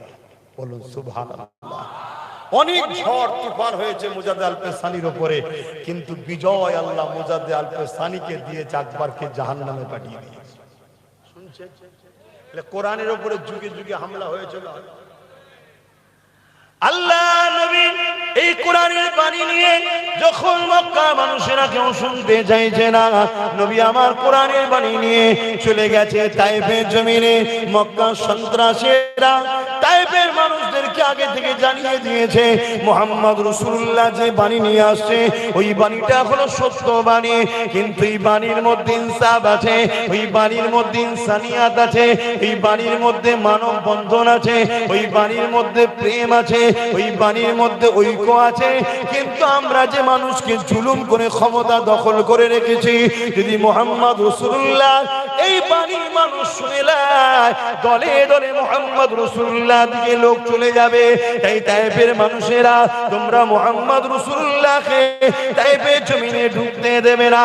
এ যুবকেরা, তরুণেরা, তোমার আমার দিলে যদি নবীর প্রেম থাকে মন দিয়ে শোনো, এই কোরআনের বাণী পৌঁছাতে গিয়ে তায়েফের মানুষেরা আল্লাহ নবীর উপরে পাথর মারলে, আল্লাহ নবীকে আঘাত দিলে, যেখানে যেখানে পাথর লাগলো নবী পাকের শরীর মুবারক থেকে রক্ত ঝরে পড়তে লাগলো। এ না জওয়ান তরুণেরা, বাপেরা, ওই রক্ত তায়েফের জমিনে পড়তে লেগেছে। ওই রক্ত গড়িয়ে গড়িয়ে রাসূলুল্লাহ জুতা মুবারকে গড়িয়ে যায়। এই অবস্থাতে নবী পাক এমন করে তায়েফের জমিনে অজ্ঞান হয়ে গেল। এই নজনের অনেক করুণ কথা, অনেক বড় কথা আমি জানতে চাইছি। যে কোরআনের জন্য আমার রাসূলুল্লাহ তায়েফের জমিনে রক্তাক্ত হলো, আজকে দিনে যদি ওই কোরআনের সূরা তাওবার 5 নম্বর আয়াতে কেউ যদি বলে হিংসা ছড়াচ্ছে, তারও বিরুদ্ধে আমাদেরকে লড়াই করতে হবে যেমন, আর ওই কোরআনকে কেউ যদি বলে মিটে যাবে, তার বিরুদ্ধে লড়াই করতে হবে না, হবে না? তবেই তো ঈমান। আচ্ছা বলুন তো দেখি, কোন ছেলে যদি তার বাপকে বলে আব্বা আমি তোমায় ভালোবাসি, স্বাভাবিক? কিন্তু বাপকে যখন পাড়ার 2-3 জন গালিগালাজ করছে, ছেলে প্রতিবাদ করছে না, এটা কি ভালোবাসা? একটু বলবেন তো আব্বার, এটা ভালোবাসা? আরে হাজারো বাপ কুরবান হয়ে যাক আমার কোরআনের কাছে, হাজারো মা কুরবান হয়ে যাক আমার কোরআনের কাছে, তুমি বলছো আমি আল্লাহকে ভালোবাসি, আর আল্লাহর কথা শেষ হয়ে যাবে যখন কোন কেউ বলে, তখন তুমি তার পক্ষে থাকতে পারবে? জোরে বলো। শোনো মন দিয়ে, ঈমান আছে না নাই বুঝবেন কি করে? বেশি দিন নয় মাদ্রাসা, কতটা দূর? 1 মিনিট 2 মিনিট, বেশি দিন নয়। মুসলিম শরীফের হাদিস, আল্লাহ নবী জানাচ্ছেন ঈমান আছে না নাই বুঝবেন কি করে? আপনার তো বুঝা দরকার, আপনার তো বুঝা দরকার, যে যার ভাবা দরকার তোমার ঈমানটা আছে না নাই, ভাবা দরকার আছে না নাই। এবার আপনার ঈমান আছে না নাই বুঝবেন কি করে? দাড়িটা কি ঈমান? টুপিটা কি ঈমান? নামাজটা কি ঈমান? রোজাটা কি ঈমান? হজটা কি ঈমান? ধরে বলুন। ঈমান তো আলাদা জিনিস, যেটা নবীর প্রেম ও আদব। তা আপনার মধ্যে নবীর প্রেম ও আদব আছে না নাই, মানে ঈমান আছে না নাই, আপনি বুঝবেন কি করে? এর নমুনা রাসূলুল্লাহ বললেন, আমার উম্মতের মধ্যে 3টে নমুনার মধ্যে যে কোনো একটা নমুনা যার মধ্যে পাওয়া যাবে তার মধ্যে ঈমান আছে। কটা নমুনা? 3টে। 3টের মধ্যে যে কোনো একটা। শুনছেন আব্বা জানালে? ভালো আছে, বসেন বসেন। 3টে নমুনা বলবো না থাকবে? এই যুবক শুনবে না? প্যান্ট শার্ট পরা, দাড়ি চাচা, গান শোনা, ফাংশনে যাওয়া, সিনেমা দেখা, পার্কে যাওয়া, কেউ কাফের বলতে পারবে? গুনাহগার। কালকে তওবা করবে, নামাজি হবে, হাজি হবে, আল্লাহ আল্লাহ করতে করতে কবরে যাবে। দয়াময় আল্লাহ বলেছে তওবাকারীকে আমি মাফ করে দিই, আল্লাহ চাইলে জান্নাতে যাবে। জোরে বলুন সুবহানাল্লাহ। আর ঈমান নেই, মসজিদে তাহাজ্জুদ করছে, ঈমান নেই, প্রত্যেক বছর হজ করতে যাচ্ছে, ঈমান নেই, দাঁড়িয়ে রেখে মাথায় টুপিতে বড় জুব্বা লাগিয়ে ঘুরছে, এই কিছু কাজে লাগবে? জাহান্নামে ঢুকবার বেরোবে না। শুনছ মরজ, আমার বাপ ঠোঁট আল্লাহ সেলাই করে পাঠাইনি, কেটে বাড়িয়েছে। এখানে বুঝে লিয়া দরকার যে আল্লাহ বলে দিয়েছে তোর ঠোঁট কাটা এই জন্য পাঠিয়েছি, হক কথা ফক করে বলবি, কোন রকম ঘাবড়াবি না। দুনিয়া চটে যায়, চটে যাক, তোর মাকসাদ হবে আল্লাহ যেন রাজি হয়। আর একটা হাদিস বলছি শোনো, যার মধ্যে চারটে খসলত আছে সেই তো ইমানের মজা পায়, সেই তো প্রকৃত মুসলমান ইমানদার জান্নাতি। কি? মান আহাব্বা লিল্লাহ, ভালোবাসবে আল্লাহর জন্য, ওয়া আবগাদা লিল্লাহ, দুশমনি করবে আল্লাহর জন্য, ওয়া আতা লিল্লাহ, আত্মীয়তা করবে আল্লাহর জন্য, ওয়া মানা লিল্লাহ, বিচ্ছেদ হবে আল্লাহর জন্য। এরাই হলো প্রকৃত ইমানদার। তাহলে আমি যদি কাউকে সাপোর্ট করি, উদ্দেশ্য থাকবে আল্লাহ। আমি যদি কারো থেকে মুখ ফিরিয়ে নিই, উদ্দেশ্য থাকবে আল্লাহ। আমি মা বাপকে ভালোবাসি, উদ্দেশ্য হলো আল্লাহ। আমি স্ত্রীকে ভালোবাসি, স্বামীকে ভালোবাসি, সন্তানকে ভালোবাসি, উদ্দেশ্য থাকবে আল্লাহ। তাহলে আজকে আমি গত 15 বছর যা সাথ দিয়েছি, আজকে তাকে আমি ডিভোর্স দিলাম। কেন ডিভোর্স দিলাম? সে কোরআনের দুশমন, তাই তাকে আমি আর ভালোবাসি না। ঠিক না বেঠে? আর এখনো যদি ভালোবাসো, এখানে আল্লাহ আছে, মাথায় ঢোকাও। যুবক দিনে এসেছে ঘুরিয়ে ফিরিয়ে সেই একটাই তো কথা বলবো, আব্বাসের সাথে বিজেপি সেটিং আছে। শুনছেন তো নাকি? অন্য কোনো কথা তো নেই, আর অন্য কোনো কথা নেই। এই ভয়টাই তো খাও তোমরা, আর এই জন্য এটা দেখা, এই জন্য দেখা। এতদিন ছিল ইস্যু ভোটের পাকিস্তান আর বাবরি মসজিদ, ও আর খাচ্ছে না লোক, ওই জন্য আর দেখাচ্ছে না। কথা বুঝে আসছে? এখন একটাই, মুসলমানদের ভয় খাওয়া। মনে রাখবেন, ইসলামের ইতিহাস পড়বেন, আরো ইতিহাস পড়বেন, যখন কোন রাজা হেরে যাবার জায়গা হয়ে যায়, তার একটাই রাস্তা থাকে, প্রজাদেরকে ভয় খাওয়া। তো ভাইরা আমার, আল্লাহ নবী বললেন তিনটে বৈশিষ্ট্য যে উম্মতের মধ্যে আছে, বা তিনটের মধ্যে কোনো একটা পাওয়া যাবে, তার মধ্যে ঈমান আছে। নাম্বার 1, অন্যায় দেখলে হাত দিয়ে রুখবে। বলুন বলুন বলুন, কি দিয়ে? মুসলিম শরীফের হাদিস। অন্যায় দেখলে হাত দিয়ে জোরে বলে। তাহলে উম্মতের সামনে অন্যায় হবে, ঈমান আছে না নেই নমুনা কি? হাত দিয়ে রুখবে। আমার মসজিদ মাদ্রাসা ওয়াকাফকে মিটিয়ে দেবে, আর সেই আইনকে সাপোর্ট করে রাজ্যের ওয়াকাফকে বিজেপির হাতে তুলে দেবে। এটা অন্যায় না? অন্যায় না? জোরে বলো। রাসূলুল্লাহর হাদিস অনুযায়ী অন্যায় দেখলে হাত দিয়ে রুখতে হবে। তাহলে অন্যায় দেখলে হাত দিয়ে যারা রুখবে, তাদের মধ্যে নবী বলছে ঈমান আছে। হয়তো গুনাহগার, গুনাহ করেছে, কিন্তু ঈমান আছে। কি নমুনা? অন্যায় দেখেছে, উম্মত হাত দিয়ে রুখছে। হাত দিয়ে রুখবেন না? রুখবেন না? রুকার ক্ষমতা আছে না নাই? কার কার ক্ষমতা আছে হাত দিয়ে রুখার? একটু হাত তুলে সাক্ষী দেন, লম্বা করে হাত তোলেন। হাত দিয়ে রুখতে পারবেন তো? অন্যায়কে রুখতে হবে তো নাকি? তবেই তো ঈমান। আপনি যদি বলেন রুখতে গিয়ে মার খেতে হবে, কেস খেতে হবে, জেল খাটতে হবে, আপনি আল্লাহকে ভালোবাসেন? আল্লাহর পরীক্ষায় তো আপনাকে জেলে যেতে হবে। ইব্রাহিম আলাইহিস সালাম আল্লাহর প্রেমে যদি আগুনে যেতে পারে, তা আপনি জেলে যাবেন না? শুনছেন তো নাকি? তাহলে হাত দিয়ে রুখবেন। হাতে রুখার ক্ষমতা আছে না না? আমাদেরকে আল্লাহ সুযোগ দিয়েছে। যারা ভোটার তালিকায় নাম নেই, তারা তার হাত দিয়ে রুখতে পারবে না। যাদের নাম আছে, হাত দিয়ে রুখার সুযোগ আছে না নাই? সেটা হলো সুইচটা টিপতে হবে দিদি মুদির বিরুদ্ধে। কারা কারা আমার সঙ্গে একমত? হাত তুলে সাক্ষী দেন। আমিও আপনাদের সঙ্গে একমত। দিদি মুদির বিরুদ্ধে সুইচ টিপবেন। জোরে বলো, জোরে বলো। তার মানে আমি হাত দিয়ে রুখে দিলাম, ওদেরকে ভোট দেবো না। আমরা ভোট দিই বলেই তো আসে, দেবো না। কেন দেবো না? অন্যায় দেখেছি হাত দিয়ে রুখলাম। এই শুনছেন না? তাহলে সুযোগ আছে না নাই? কাজে লাগাবেন না লাগাবেন না? হ্যাঁ।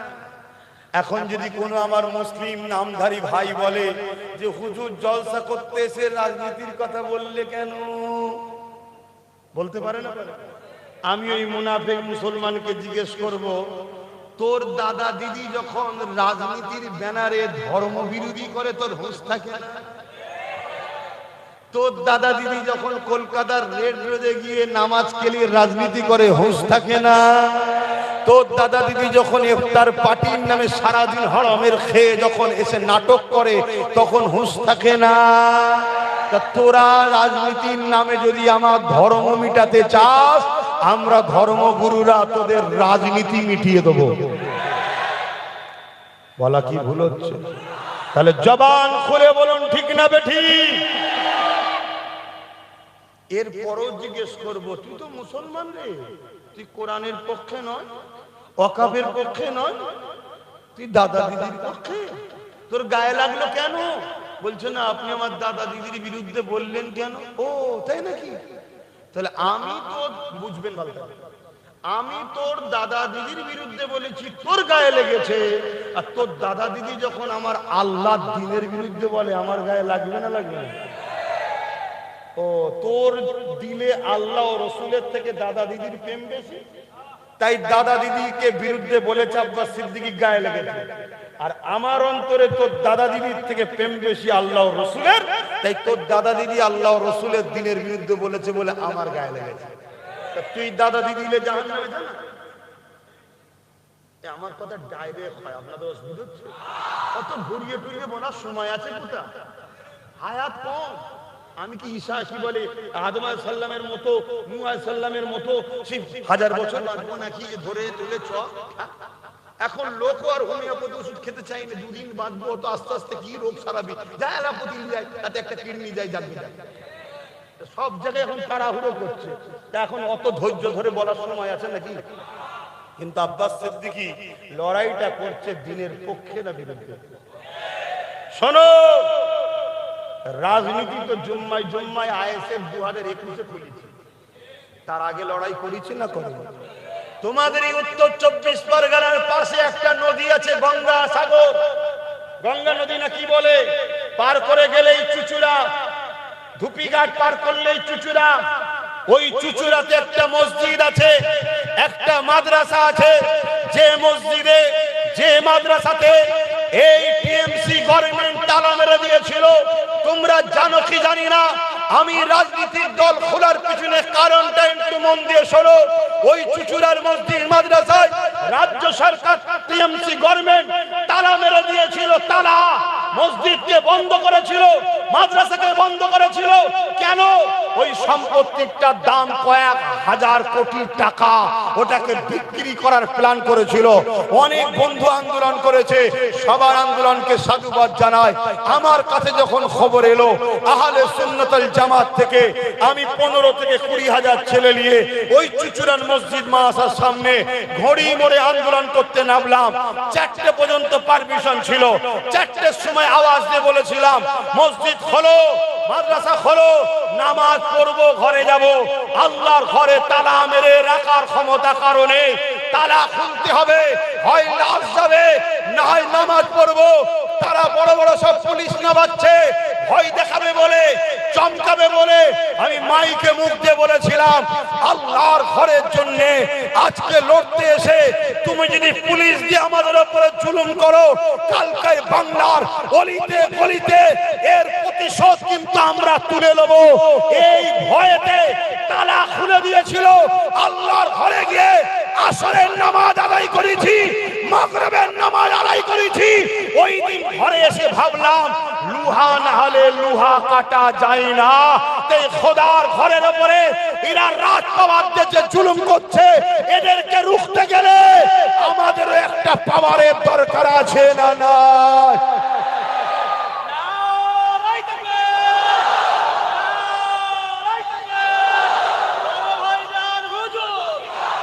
ভাইয়েরা আমার, সব তো বুঝলেন। দিনের শেষে দালাল মার্কা মুফতি, মাওলানা, ইমাম, দালাল মার্কা সবাই।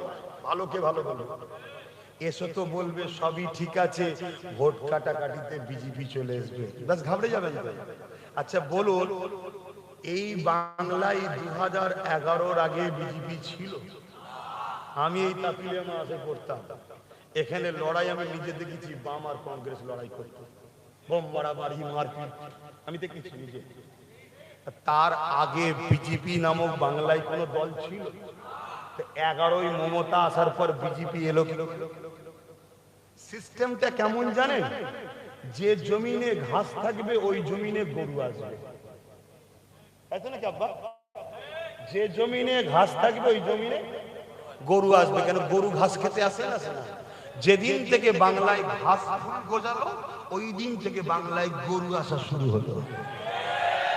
খেয়াল করে দেখেন, অতএব গরু তাড়াতে চান, ঘাস মারা স্প্রে করে দেন, ঘাস থাকবে না, গরুও থাকবে। কথা মাথায় ঢুকছে না?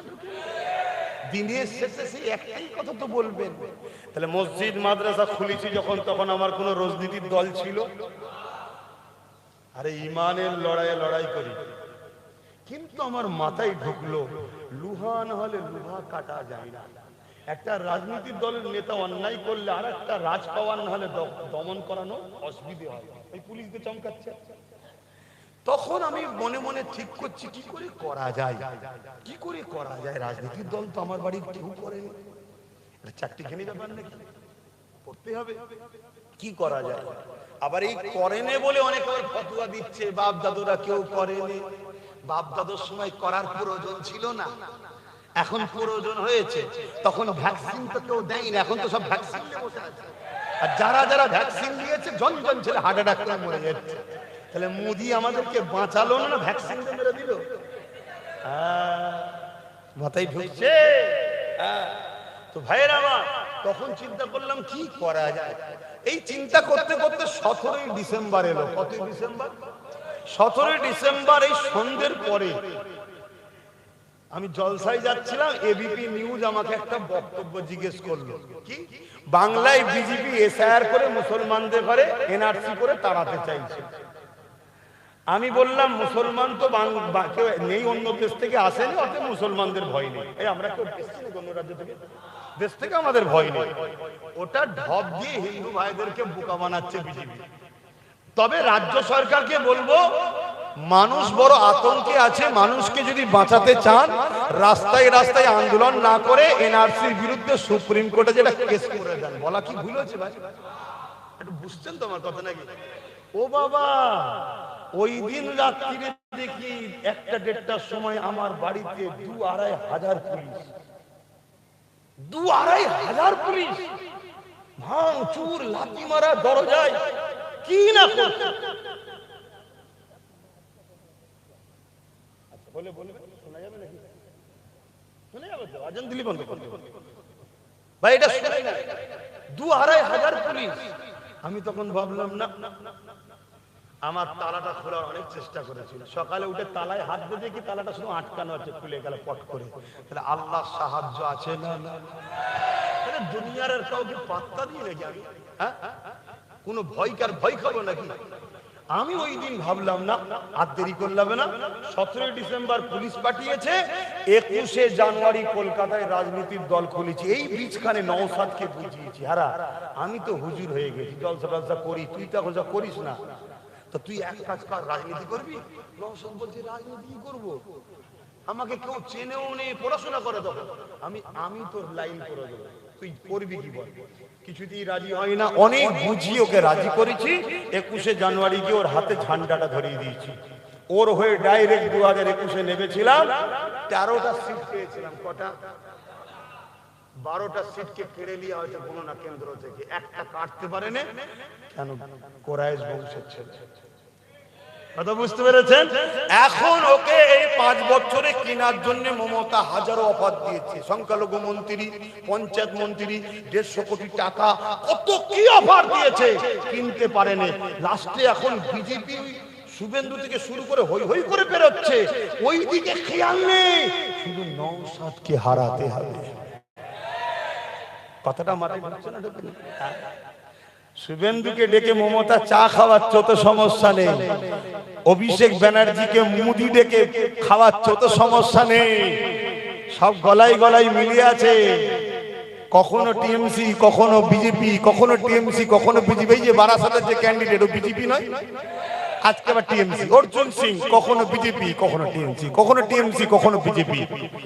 নন্দীগ্রামে যাকে ক্যান্ডিডেট করেছে, সকালবেলা জয়েন্ট হয়েছে, 2 মিনিট পরে ক্যান্ডিডেট করে দিয়েছে। আজান দিচ্ছে, আচ্ছা আজানটা হয়ে যায়, ওটা উঠি নয়। কটাই জামাত?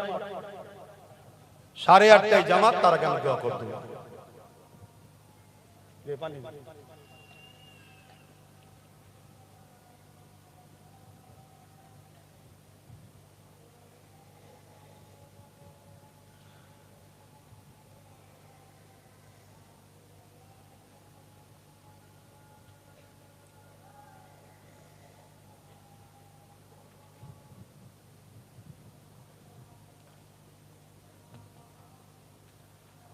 সাল্লাল্লাহু আলাইহি ওয়াসাল্লাম।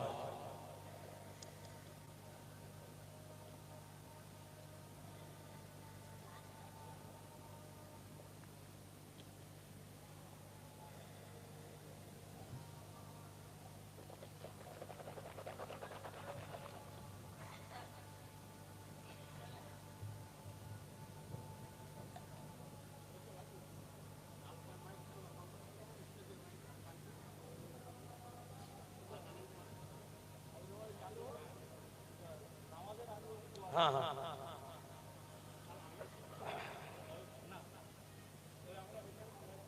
ना था।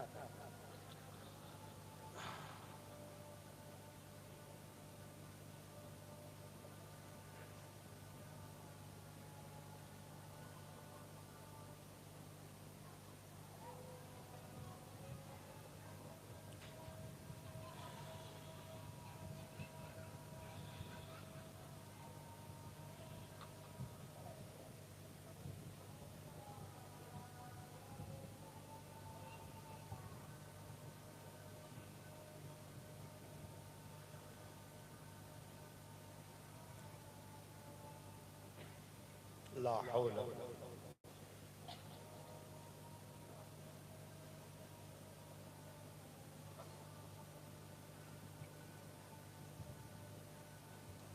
الله أكبر الله أكبر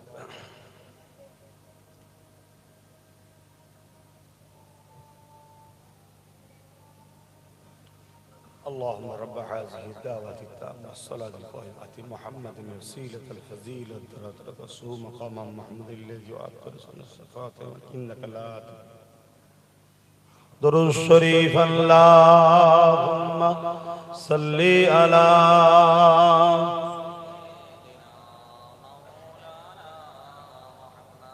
وعلى آله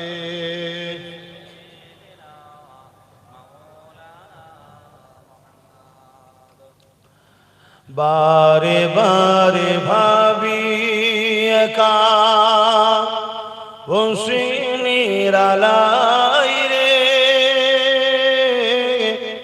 পাখি হলে উড়ে যেতাম সোনার মদিনায় রে, সোনার মদিনায় রে। বুলবুলিরা কোথা যাও, উড়ে যাও কোথায় রে, আমার সালাম পৌঁছে দিও নবীজি রোজায় রে, নবীজি রোজায় রে। বারে বারে ভাবি একা বসে নিরালায় রে, পাখি হলে উড়ে যেতাম সোনার মদিনায় রে, সোনার মদিনায় রে। আল্লাহুম্মা সাল্লি আলা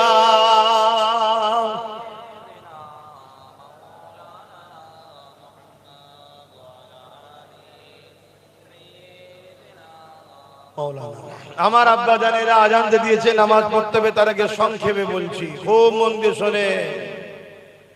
ও মন দিয়ে শোনেন, একদিনে কত কথা বলবো, এজন্য আমার পেজগুলো ফলো করবেন, এইসব ফলো রাখবেন। এক এক জায়গায় এক একটা রকম বলা হয়, একদিনে কটা কথা বলবো বলেন না। আজকে পরিস্থিতিটাকে সামনে দেখতে হবে। তাহলে রাসূলুল্লাহ বললেন অন্যায় দেখলে হাত দিয়ে রোকো, যদি হাত দিয়ে রুখতে না পারে তাহলে মুখ দিয়ে প্রতিবাদ করতে হবে, যদি মুখ দিয়ে প্রতিবাদ করতে না পারে অন্তর থেকে ঘৃণা করে দূরে সরে যাও। আর তা না করে ওয়াকাফের দুশমন, দ্বীনের দুশমনকে তুমি সাপোর্ট করবে, রাসূল পাকের হাদিস অনুযায়ী তোমার মধ্যে ঈমান নেই। তাই এই কথাটা আমার জাতির কাছে পৌঁছানো দরকার আছে না? এটা হলো মুসলিম শরীফের হাদিস, মিশকাত শরীফের একটা হাদিস শোনেন। আল্লাহ নবী বললেন কোন জালিমকে, অত্যাচারীকে, বুঝেন তো জালিম অত্যাচারী, যে ওয়াকাফের দুশমন সে জালিম নয়, যে খুন খারাপি করে জালিম নয়, যে কোরআনের দুশমন সে জালিম নয়। আল্লাহ নবী বললেন কোন জালিমকে, অত্যাচারীকে, অত্যাচারী জানার পর কোন মুসলমান যদি শক্তিশালী করার জন্য তার সাথ দেয়, ওই মুসলমান ইসলাম থেকে বেরিয়ে যাবে। কত ভয়ানক কথা শুনছেন? আরে আজ বেঁচে আছো, কাল মরে যাবে, কি জবাব দেবে কবরে? হো হুস করে কাজ করো আমার মায়েরা বোনেরা, 1000-1200 বিক্রি হওনি, তোমার বাচ্চার ভবিষ্যৎ কি? চাকরি আছে, পড়াশোনা আছে, 8000-এর উপরে স্কুল বন্দর, মদের দোকান শুধু খুলেই চলেছে, খুলেই চলেছে। আর যুবকরা 1500 টাকা গুটকা খাওয়ার পেয়ে যেন নেশাই পড়ে যাওনি, 1500 টাকা নিয়ে মোটরসাইকেলে রাস্তায় উঠেছে, পুলিশ বলছে 3000-এর ফাইন। শুনছেন তো? অতএব রাসূল বললেন কোন জালিমকে শক্তিশালী করার জন্য কোন মুসলমান যদি সাথ দেয়, ওই মুসলমান ইসলাম থেকে বেরিয়ে যাবে। আমি জানতে চাইছি কেন্দ্রের বিজেপি সরকার জালিম না জালিম নয়? আওয়াজ দিয়ে বলুন জালিম না জালিম নয়? রাজ্যের টিএমসি সরকার ওয়াকাফের দুশমন, কোরআনের দুশমন, এ জালিম না জালিম নয়? হাত তুলে সাক্ষী দেন জালিম না জালিম নয়? আপনার জানার পরেও যদি কেউ শক্তিশালী করার জন্য সাথ দেয়, ভোট দেয় কি জন্য? শক্তিশালী করার জন্য। তো সে মুসলমান ইসলামে থাকবে? কোন জাকাত থেকে মুক্তি যদি থাকে, আসো, কোন জাকাত থেকে মাওলানা যদি মনে করো যে এটা আব্বাস সিদ্দিকী হাদিসে নেই বলছে, আসো। কথা শুনছেন না শোনেন না? আমার নবীর উম্মতদের ঈমানকে নষ্ট করা হচ্ছে। তোমরা খেয়াল করে দেখো, আল্লাহ ও রাসূল থেকে তোমাদেরকে সরাবার প্ল্যান চলছে। তার আরেকটা নমুনা বলে যাচ্ছি, দেশের সরকারের পাওয়ার নেই, ট্যাক্সের টাকায় ধর্মের স্থান করে, কিন্তু আমার রাজ্য সরকার আমাদেরও ট্যাক্সের টাকাতে দিঘাতে মন্দির করলো, আর সেইখানে পোশাক রেশনের মাধ্যম দিয়ে মুসলমানদেরকে খাইয়ে চালা খাওয়াই। কোন মুসলমান পোশাক খেলে ঈমান থাকবে? হ্যাঁ, এটা অন্য ধর্মের ভক্তির জিনিস, আমি তাকে ছোট করছি না, তার বিষয়ে কোনো মন্তব্য করছি না। যেমন আমার কুরবানি আমার কাছে ভক্তি, এটা অমুসলিমের কাছে কি ভক্তি? তাহলে আমি যদি রেশনের মাধ্যম দিয়ে সব মুসলিমের বাড়ি পাড়ায় আমার কুরবানির পশু সিন্নি, তারা কি খুশি হবে? তা আমার ইসলামে যেটা খাওয়া, গায়রুল্লাহর সঙ্গে শরীক করা খাওয়া, ওই খাবার খেলে ঈমান চলে যাবে। এরা প্ল্যান মাফিক তোমার আমার ঈমানকে শেষ করতে চাইছে। কারণ কি? যাতে করে এরা যখন তোমাকে আমাকে মায়ানমারের মতো গণহত্যা করবে, তুমি আমি যাতে লড়তে না পারি। ঈমানেই তো লড়ি রে বাবা। তাই রাসূলুল্লাহর শেষ হাদিস বলে যাচ্ছি, আল্লাহ নবী বলছে আমার উম্মতেরা, বাবারা, তোমরা যদি কামিয়াবি চাও, তোমরা কুরাইশ বংশের বাচ্চার নেতৃত্ব মানবে। কোন বংশের? রাসূল বললেন কুরাইশ হলাম আমি, আমার বংশের বাচ্চাদের নেতৃত্ব তোমরা মানবে। আজকে বলো আপনারা খারাপ না নেন তো আমি জিজ্ঞেস করছি ওয়াকাফকে বাঁচাবার জন্য এবং এসআইআর এর নাম ডিলিট হয়ে গেছে, যাদের নথি আছে এবং 2002 এর লিঙ্ক আছে তাদের নাম যাদের ডিলিট হয়েছে, এদের উপরে জুলুম করেছে, এদেরকে বাঁচাবার জন্য আরো আনুষঙ্গিক বিষয় আব্বাস সিদ্দিকী যে লড়ছে, আমি কোরাইশ বংশের ছেলে হয়ে জানতে চাইছি আপনারা আমার সাথে এই লড়াইয়ে সাথ দিতে রাজি আছেন? হাত তুলে সাক্ষী দেবেন রাজি আছে? আমি কাউকে জোর করছি তাহলে এই লড়াইয়ে যদি সাথ দিতে চান, আমি যদি ডান দিক যেতে বলি আপনারা যাবেন না, তবেই তো সাথ দেওয়া হবে। আমি যদি বাঁ দিক যেতে বলি আপনারা যাবেন না, তবেই তো সাথ দেওয়া হবে। আমি দূরে কাছে সবাইকে মেসেজ দিচ্ছি, ওসিলা হিসাবে লড়াই করার জন্য লাঠি লাগে না লাগে না? ওই লাঠিটা একটা ছিল 2021-এ, 2026-এ যেন অনেক কটা লাঠি পাই আমি। তাই নওশাদ ও তার সাথীদের সাথ আপনাদের দিতে হবে। কারা দেবেন হাত তুলে সাক্ষী দেন। ঠিক বলছেন? লম্বা করে হাত তোলেন। কেউ হাত তুলতে বাকি নেই তো? দেখেলেন কেউ বাকি আছে? যদি বাকি থাকেন ঝগড়া করবো না, হাত নামান। শুধু জেনে লবই আমাদের নয়, তাহলে বিপদে তার সাথেও আমরা নয়। কথা মাথায় ঢুকলো? মনে রাখবেন। আমার কথা কি কষ্ট পেলে? আরে আমার ওয়াকাফের জন্য যে লড়েছে তার আমি সাথ দেবো না? যে আমার মসজিদ মাদ্রাসার জন্য কেস চালাচ্ছে আমি তার সাথ দেবো না? হ্যাঁ, রুজি রুটির তো প্রয়োজন আছে, কিন্তু মনে রাখবেন যে রুজি রুটি সহ লড়াই করছে তার তো সাথ দিতেই হবে। যে জায়গায় আমার ভাই আছে আমি তার সাথে আছি, আপনারা যদি আমার সাথে থাকেন আমার ভাইয়ের সাথ দিতে হবে। এই কথাটা বলে দিয়া কি অসুবিধা হলো? না হুজুর সব ঠিকই আছে, ডাইরেক্ট রাজনীতি করে ফেললেন। আচ্ছা বলুন তো, ইসলাম কি শুধু ধর্মনীতি আছে আর কিছু নেই? ইসলাম কমপ্লিট না আনকমপ্লিট? ইসলামের ধর্মনীতি ছাড়া অন্য কিছু নেই? জোরে বলবেন। আর যদি বলেন শুধু ধর্মনীতি তাহলে ইসলাম কমপ্লিট নয় তো? ইসলামই তো একমাত্র ধর্ম যেটাই সব কমপ্লিট আছে। জোরে বলুন সুবহানাল্লাহ। ধর্মনীতি, সমাজনীতি, পরিবার নীতি, রাষ্ট্রনীতি, রাজনীতি, এডুকেশন নীতি, মানব বন্ধন নীতি, বিজনেস নীতি, সব নীতি ইসলামে আছে না না? ধর্মনীতি শিখাবে কে? ইসলামের দায়ী যারা আলেমরা, ওয়ারাসাতুল আম্বিয়ারা, তাহলে ইসলামের ঘরের ছেলেকে রাজনীতি শিখাবে কে? বলবেন তো পকেট মার না? তাহলে আমরা শিখাবো না? তাহলে সবটাই তো শিখাতে হবে। এই জন্য বললাম কারো কষ্ট হলো আসেন সালামটা দেবো। ইয়া নবী,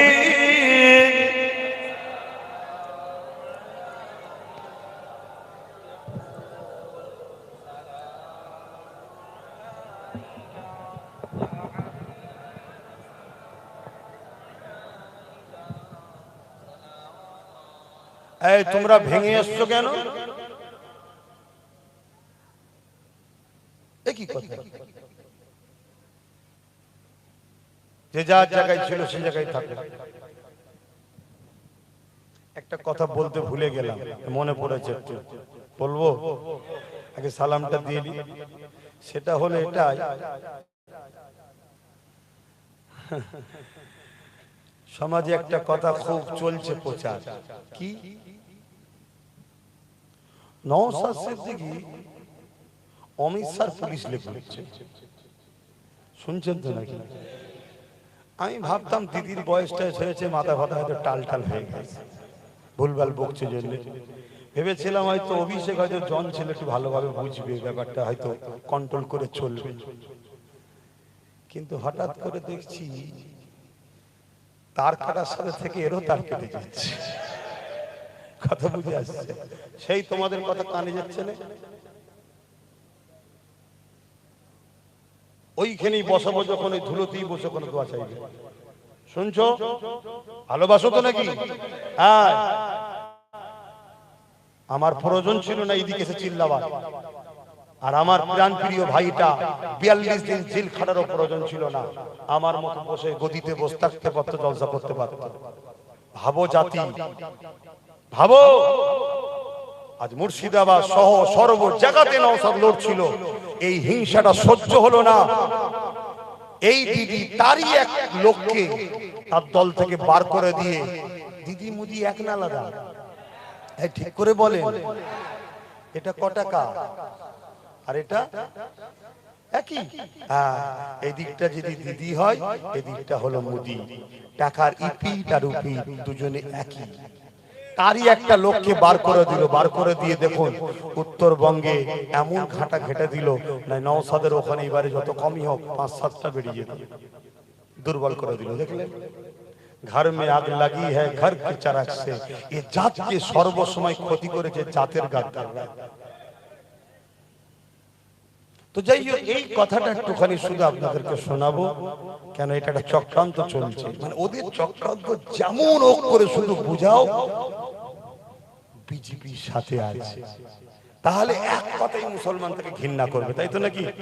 আচ্ছা বলুন, নবী বংশের আওলাদ, কোরাইশ বংশের ছেলে, আমি তো লড়াই 10-15 বছর করছি, ঠিক তো নাকি? আমি বিজেপির সাথে যাব আর মমতা আল্লাহর ওলি নাকি বিজেপির বিরুদ্ধে? পশ্চিম বাংলা যদি সব থেকে বড় বিজেপির এজেন্ট কে থাকে, আমি চ্যালেঞ্জ করছি, তার নাম মমতা ব্যানার্জি। ওর যদি দম থাকে আমার বিরুদ্ধে কেস করুক, শুনছেন? আমার বিরুদ্ধে কেস করুক যে আমার বিরুদ্ধে মিথ্যা কথা বলছে। এবং সবচেয়ে বড় বিষয় হচ্ছে, বিজেপিকেও যে চালায় তার নাম হচ্ছে আরএসএস। কি? আর পশ্চিম বাংলায় আরএসএস ছিল না, এই আরএসএস কে পশ্চিম বাংলায় শক্তিশালী করেছে এই মমতা ব্যানার্জি। অলরেডি বললো না, আরএসএস এর পুরাতন গুণকে শ্রদ্ধা করি। মানে যারা গান্ধী বাবুর মতো লোককে হত্যা করেছে ওরাই বলছে। আবার এক মুফতি সাহেব বললো না, গান্ধীকে হত্যা করেছে, শুনছেন তো নাকি? সেই গান্ধীকে হত্যাকারীকে সাপোর্ট করছে, পুরাতন গুণকে শ্রদ্ধা করি বলছে না, বলে না? অতএব এই কথাটা বলে দোয়া করবো। আসুন একটু দাঁড়িয়ে যে উদ্দেশ্যে সালামটা দিয়ে নি। ইয়া নবী সালাম, ইয়া রাসূল, ইয়া হাবিব সালাম, সালাওয়াতুল্লাহ। জিবরাইল দিলে এজে খুলে দাও আসমানের দুয়ার, এসেছে নবী ঈদের সরদার, করিতে আল্লাহ আরো দিদার। নবী সালাম, ইয়া রাসূল, ইয়া হাবিব।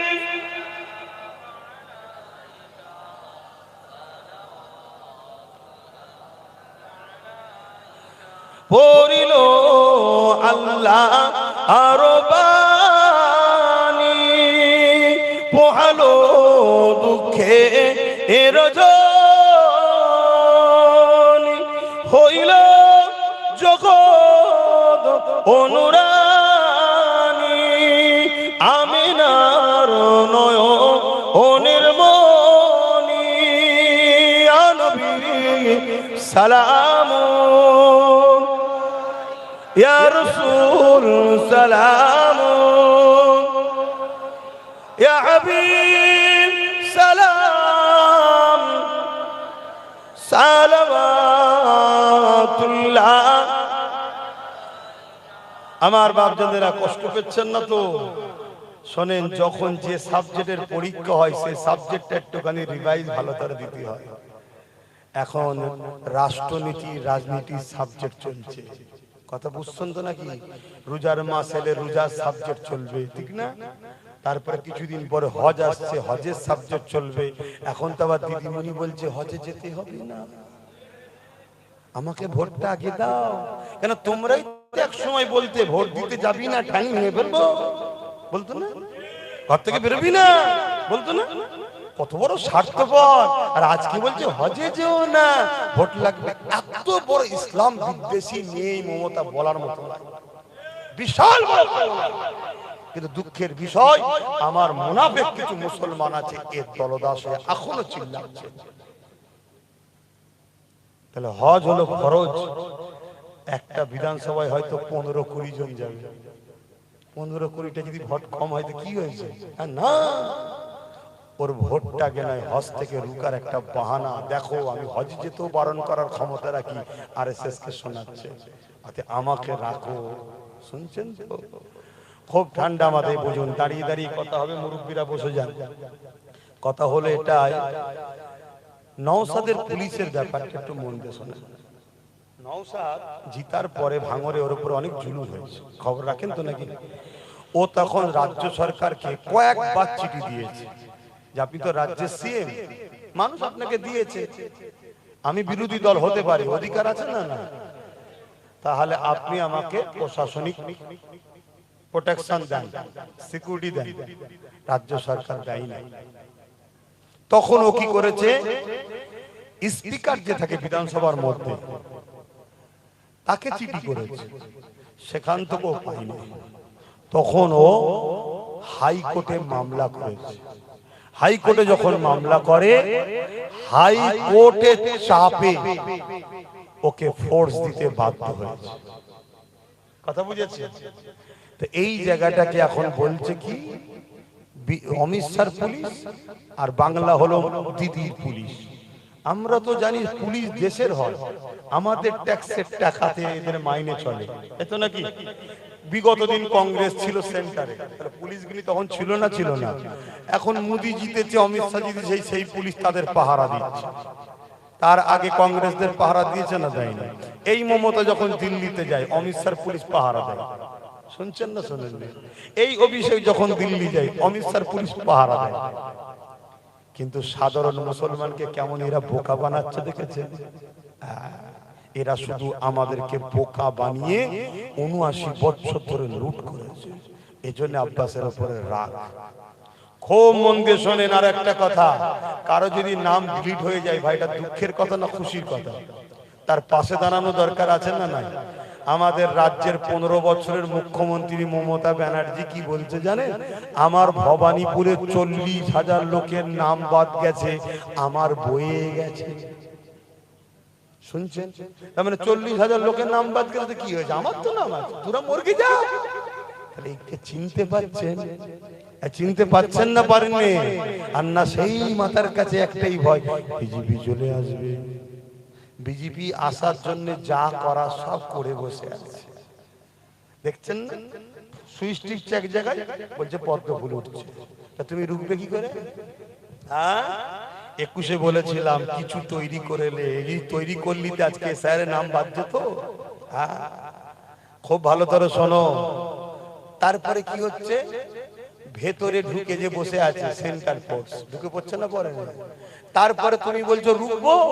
30,000 মুসলমান, 40,000 মুসলমান একটা বিধানসভায় নাম বাদ, তাহলে রুখবে কি করে? পারে 2020-তে বলেছিলাম যে একটা দিন আসছে তোমাদের নাগরিকত্ব চলে যাবে। 2022-এ বলেছিলাম ভোটের লাইনে যাবি, দেখবি নাম নেই। আজকে মিলছে না? মেলে নেই। এগুলো দুঃখের সাথে বলছি। যদি মনে করো এরপরও আমার দেখা মতে যে যে জায়গায় নওশাদ দিয়েছে, সব কটা জায়গাতে এখন নম্বর 1-এ আমাদের চান্স আছে। কমসে কম যদি অনেক কটা তৈরি করতে পারো, যত বড়ই তুফান এসো, আরে বিনা পাওয়ারে, বিনা সিকিউরিটি আব্বাস সিদ্দিকী ঘরে। তাহলে আমি না দিদির, না মোদির, না অমিত শাহ, আমার কারো পুলিশ লাগে না। শুনছো তো নাকি? কিন্তু হাইকোর্ট নওশাদকে দিয়েছে, ওর গাড়ি ফাড়ি সব ভাঙচুর করে, জানেন তো? তাহলে সেই জায়গায় আপনাদেরকে বলবো, যদি আমার হাতে গোটা 10-15 লাঠি থাকে, লড়াইটা জোর হবে না? হবে না? এটা মাথায় থাকবে তো নাকি? যাক, আর কথা নাই, একটু দোয়া করব। সকলে বসে, সকলে এক্ষুনি বসে, এক্ষুনি দোয়া করে দিচ্ছি। আর কিছু কথা বলার আছে? আসেন তওবা করি। বিসমিল্লাহির রহমানির রহিম। তোরা যাচ্ছিস কোথায়? বস, কোনি বস। আর না দাঁড়িয়ে থাকবো, ওখানে দাঁড়িয়ে থাক, দাঁড়িয়ে থাক, দোয়ালে বসতে অসুবিধা, দাঁড়িয়ে থাক। বিসমিল্লাহির রহমানির রহিম। আল্লাহ তাআলা, আমি নিজের মতো মনে করি, আমি মনে করি কোনো সময় মায়ের পেটের ভাই, এই জন্য বকি, অনেক সময় মারি, অনেক তুই তুকারি করি, খারাপ লাগে নাকি? তোমাদের সাথে আমাদের ঈমানের সম্পর্ক খুনের থেকেও বেশি কাছে। শুনছো, তুমি ডুবছো, আমি হাত দিচ্ছি, যদি না ধরো তোমায় তুলবো কি করে ভাই? আজকে ওয়াকাফকে বাঁচাবার জন্য ছিল একটা কেস করেছে, কালকে যদি আরো কিছু হয় আর যদি আমাদের থাকে তবে তো কেস করবে, আর নাই কেস করবে কে? এজন্য বুঝাচ্ছি, খারাপ লিখছো। আসো, বিসমিল্লাহির রহমানির রহিম। আল্লাহ তাআলা, আমি জানা অজানা, ইচ্ছা ও ইচ্ছা সকল গুনাহ হইতে তওবা করিতেছি। আস্তাগফিরুল্লাহ রাব্বি মিন কুল্লি যামবি ওয়া আতুবু ইলাইহি। আশহাদু আল্লা ইলাহা ইল্লাল্লাহু ওয়াহদাহু লা শারীকা লাহু ওয়া আশহাদু আন্না মুহাম্মাদান আবদুহু ওয়া রাসূলুহু। লা ইলাহা ইল্লাল্লাহ মুহাম্মাদুর রাসূলুল্লাহ সাল্লাল্লাহু আলাইহি ওয়াসাল্লাম। 5 ওয়াক্ত নামাজ পড়বেন, একবার রোজা রাখবেন, বাপ মার খেদমত করবেন, হালাল খাবেন, হারাম থেকে দূরে থাকবেন, বড়দের সম্মান, ছোটদেরকে স্নেহ করবেন, দেশকে ভালোবাসুন, দেশটা ধ্বংস হয়ে যাবে। বোঝাবার জন্য একটা কথা বলছি, এই যে মুরব্বী বাপ বসে আছে, আমি ওনার ছেলের বয়স তো নাকি, উনি আমার চাচা তো নাকি, এই কথা বলো। ধরুন ওনাকে কেউ বললো, জানো তোমাদের অমুক অমুকের সঙ্গে কথা বলছিল, দেখেছি, শুনছেন? একটু খুলেই বলছি, অনেক রকম প্ল্যান চলছে ভাই। 5 লাখ টাকা মারলে না উনি ইমানাত থাকে না, 1 কাপ চায়তে লোক বেঈমান হয়ে যাচ্ছে। আওসাদকে কত অফার দিচ্ছে, কত জুলুম হয়ে যদি চলে যেত, আজকে মিনিস্টার পিছনে, আগে পিছনে হাজারো গাড়ি, টাকা পয়সা, আরাম আয়েশ, তোমরা ছুটে পেতে গাদ্দারি করেছে। ওই জন্য ওকে জোর করে হারাবার প্ল্যান চলছে, কিন্তু ইনশাআল্লাহ পুরো দুনিয়া একদিকে থাকলো, আমার ঈমান বলছো জিতবে ইনশাআল্লাহ। আমি বলতে, ইনি আমার আব্বা সমতুল্য চাচা, ইনাকে এখন কেউ শুনিয়েছে তোমাদের অমুক কোন বিজেপির নেতার সঙ্গে কথা বলেছে, দেখেছি।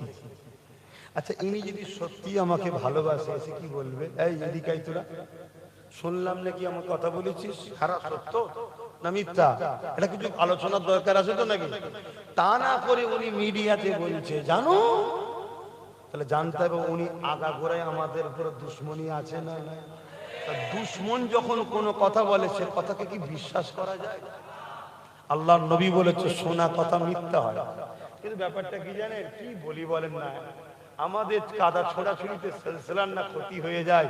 এজন্য আমি পরিবারের ব্যাপারে অনেক দিন ধরে চুপ করে আছি না, ব্যক্তিগত আক্রমণ করি না। আমাকে কত কি বলেছে, কত গাল দিয়েছে, মরে যাওয়া দরকার, অত কি বলেছেন, আমি কারো প্রতিবাদ করেছি? কিন্তু আমার দিনের দুশ্মন যে হবে, তার সাথে যে সাথ দেবে, সেটা আমার বাপও হয়, আমার বাপের সাথে নেই। আমার আম্মা জান যদি আমি আমার আম্মার সাথে নেই, আমি রাসূলুল্লাহর সাথে। এই আকীদা ইসলামের, শুনছেন তো নাকি? এই আকীদা ইসলামেরই। এজন্য বাপ বলবো, অনেক রকম প্ল্যান চলছে, অনেক রকম প্ল্যান। তোমাদেরকে যখন শেষ করবে, তোমাদের হে বলার কেউ না থাকে। আজ মসজিদটা এখনো রয়েছে বাংলায়, শুধু কেস চলছে তাই। যদি কেউ কেস না করতো, একদিন মানে বাংলায় অনেক মসজিদ ভেঙে ফেলত। অতএব কালকে আল্লাহর ঘরের স্বার্থে একটু মাথায় রাখো, রুজি রুটি আল্লাহ দেবে, কথা মাথায় ঢুকছে? আর আমি তো বেশি চাইনি, আমি চেয়েছি 15-20টা, বেশি দিয়েছি নাকি? যদি আমার যদি কাউকে সুবিধা করার দরকার থাকতো, আমি তো 200 জায়গায় দিয়ে বসে থাকতাম, ঠিক না? আমি দিয়েছি না, আমি 30টা দিই, তা থেকে 15-20টা হয়ে গেলেই যথেষ্ট। কিন্তু মনে রাখবে, একদিনে 1 পা প্রথম বাচ্চা আগায়, তারপরে 2 পা আগায়, তারপরে একদিন ছুটতে থাকে। যে আজকে বসেছিল, সেও একদিন একটাই পেয়েছিল, তাও 1998 বিজেপির তৈরি করা দল হলো মমতা। জানো কি জানি না, বিজেপির লোকেরাই বলছে লেবাননে যদি আদমানি না থাকতো এই শিশুটা টিএমসির জন্ম হতো না। লেবাননে প্রোটেকশন দিয়েছে, জন্ম হয়ে গেছে। কথা বুঝছেন তো নাকি? কার? টিএমসি। কে বলছে? বিজেপির নেতা বলছে। মুকুলরাই বলছে যাহা বিজেপি সাহা টিএমসি। আর টিএমসির লোকেরা বলছে হয় বিজেপি কে ভোট দাও না টিএমসি কে দাও। শুভেন্দু অধিকারী বলছে হয় বিজেপি কে দাও না টিএমসি কে দাও। বলছে না? বলেন। এটা প্রকাশ্য দেখা যাচ্ছে, তোমার আমার তাও বুঝতে পারছো না। আর আব্বাসকে সন্দেহ করতে গিয়ে পরেও কোনো মুসলমান মনে হয় জানতে হবে এই মুসলমান মুনাফিক গাদ্দার। দেখলে না এক পীরের আওলাদ যে বলছে আগুনে ঝাঁপ দেব, আর একজন মুফতি সাহেব যে দেখছেন না, এরা আবার বলছে মুসলমানের উপকার করবে। আগুনে ঝাঁপ দিয়াটা কি হালাল না হারাম? হ্যাঁ, আত্মহত্যা করা কি?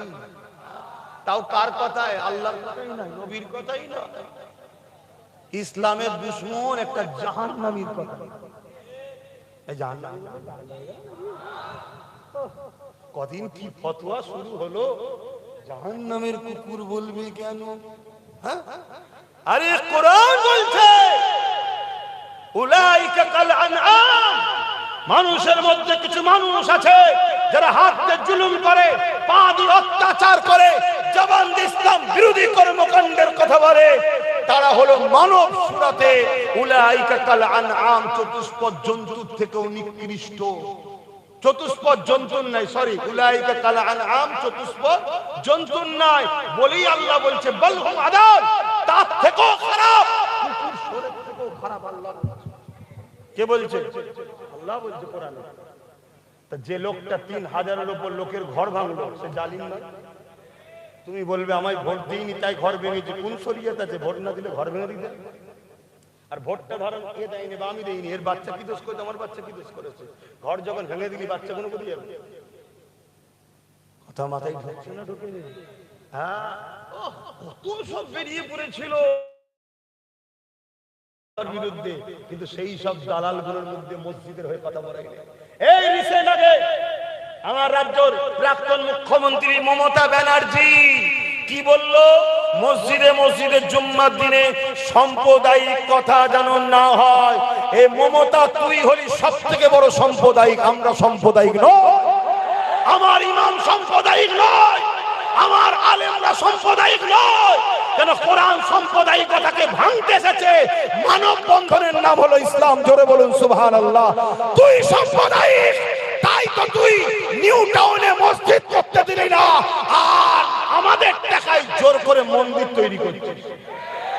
সাম্প্রদায়িক নয়। কই আলেম ওলামা পীর পীরজাদা যারা আমার বিরোধী করে, এর বিরুদ্ধে কেউ কথা বলেছে? খেয়ে বসে আছে, খেয়ে বসে আছে, বুঝেছে হারামের কথা, বুঝে আসছে। আল্লাহ দোহাই দে বলছি বোঝো, কারো হাতে কিছু আছে, তুমি হাত খালি করে লড়াই করতে পারবে না, কিছু রাখো হাতে। বারবার বলে যাচ্ছি, প্রথমে এক হয়, তারপরে দুপা হয়, একদিন সব হবে। চেয়ারের পায়া একদিন হয়ে গেলেই তুমি শাহী শাহ হয়ে যাবে। বোঝা যদি হয় বোঝো, না হয় আমার ডিউটি এই পর্যন্ত ছিল। আমার ডিউটি এই পর্যন্ত ছিল। আমার আম্মারা বুঝছে তো নাকি? তোমরা একটু বুঝিও। ছেলেরা পা ধরে ফেলে মায়ের, মারে 1200 টাকা নিয়ে কি করবি? আমার চাকরি পড়াশোনা শেষ। অপরের ছেলে যাবে আইএস অফিসার, কে ডিএম, কে বিডিও, কে জজ, কে উকিল, কে বড় বড় কোম্পানিতে চাকরি করবে। আর মা তোর ছেলে না করলে মাঠে ফেলবে, টায়ারের পাংচার সারাবে। কত খারাপ লাগছে? পা ধরে ফেলো, ধরে বুঝিও মাগুলোকে একটু। আর মনে রেখে দিও, খোদার মা দুনিয়ার বাপ, খোদার মা দুনিয়ার বাপ। মহিলাদের নাম আবার বেশি বেশি হয়েছে কেন? অনেক আগে থেকে দুয়ারে সরকারে ভোটার কার্ড আধার কার্ড পেয়েছে না পাইনি, বসে বসে মিলিয়েছে। একদিনে কি এত মিলানো যায়? এই মেয়েটার নাম দেখ, খাতুন ভোটার কার্ডে আর আধার কার্ডে বেগম রে, এটাকে জড়ানো যাবে বুঝলি? তার মানে বিয়ের আগে খাতুন ছিল, বিয়ের পরে বেগম হয়ে গেছে, এটাকে জড়ানো যাবে বুঝলি? এইভাবে প্ল্যান তৈরি করে করে করে করে ফাঁসানো হয়েছে। তুমি আমি ভাবছি আরে আমাদেরকে বাঁচাবে, হ্যাঁ, যে আমার মসজিদ মাদ্রাসা নাই সে আমাদের। আসো আল্লাহুম্মা আমিন। আল্লাহ দু খতম কালামুল্লাহ শরীফ তেলাওয়াত আছে আল্লাহ আল্লাহ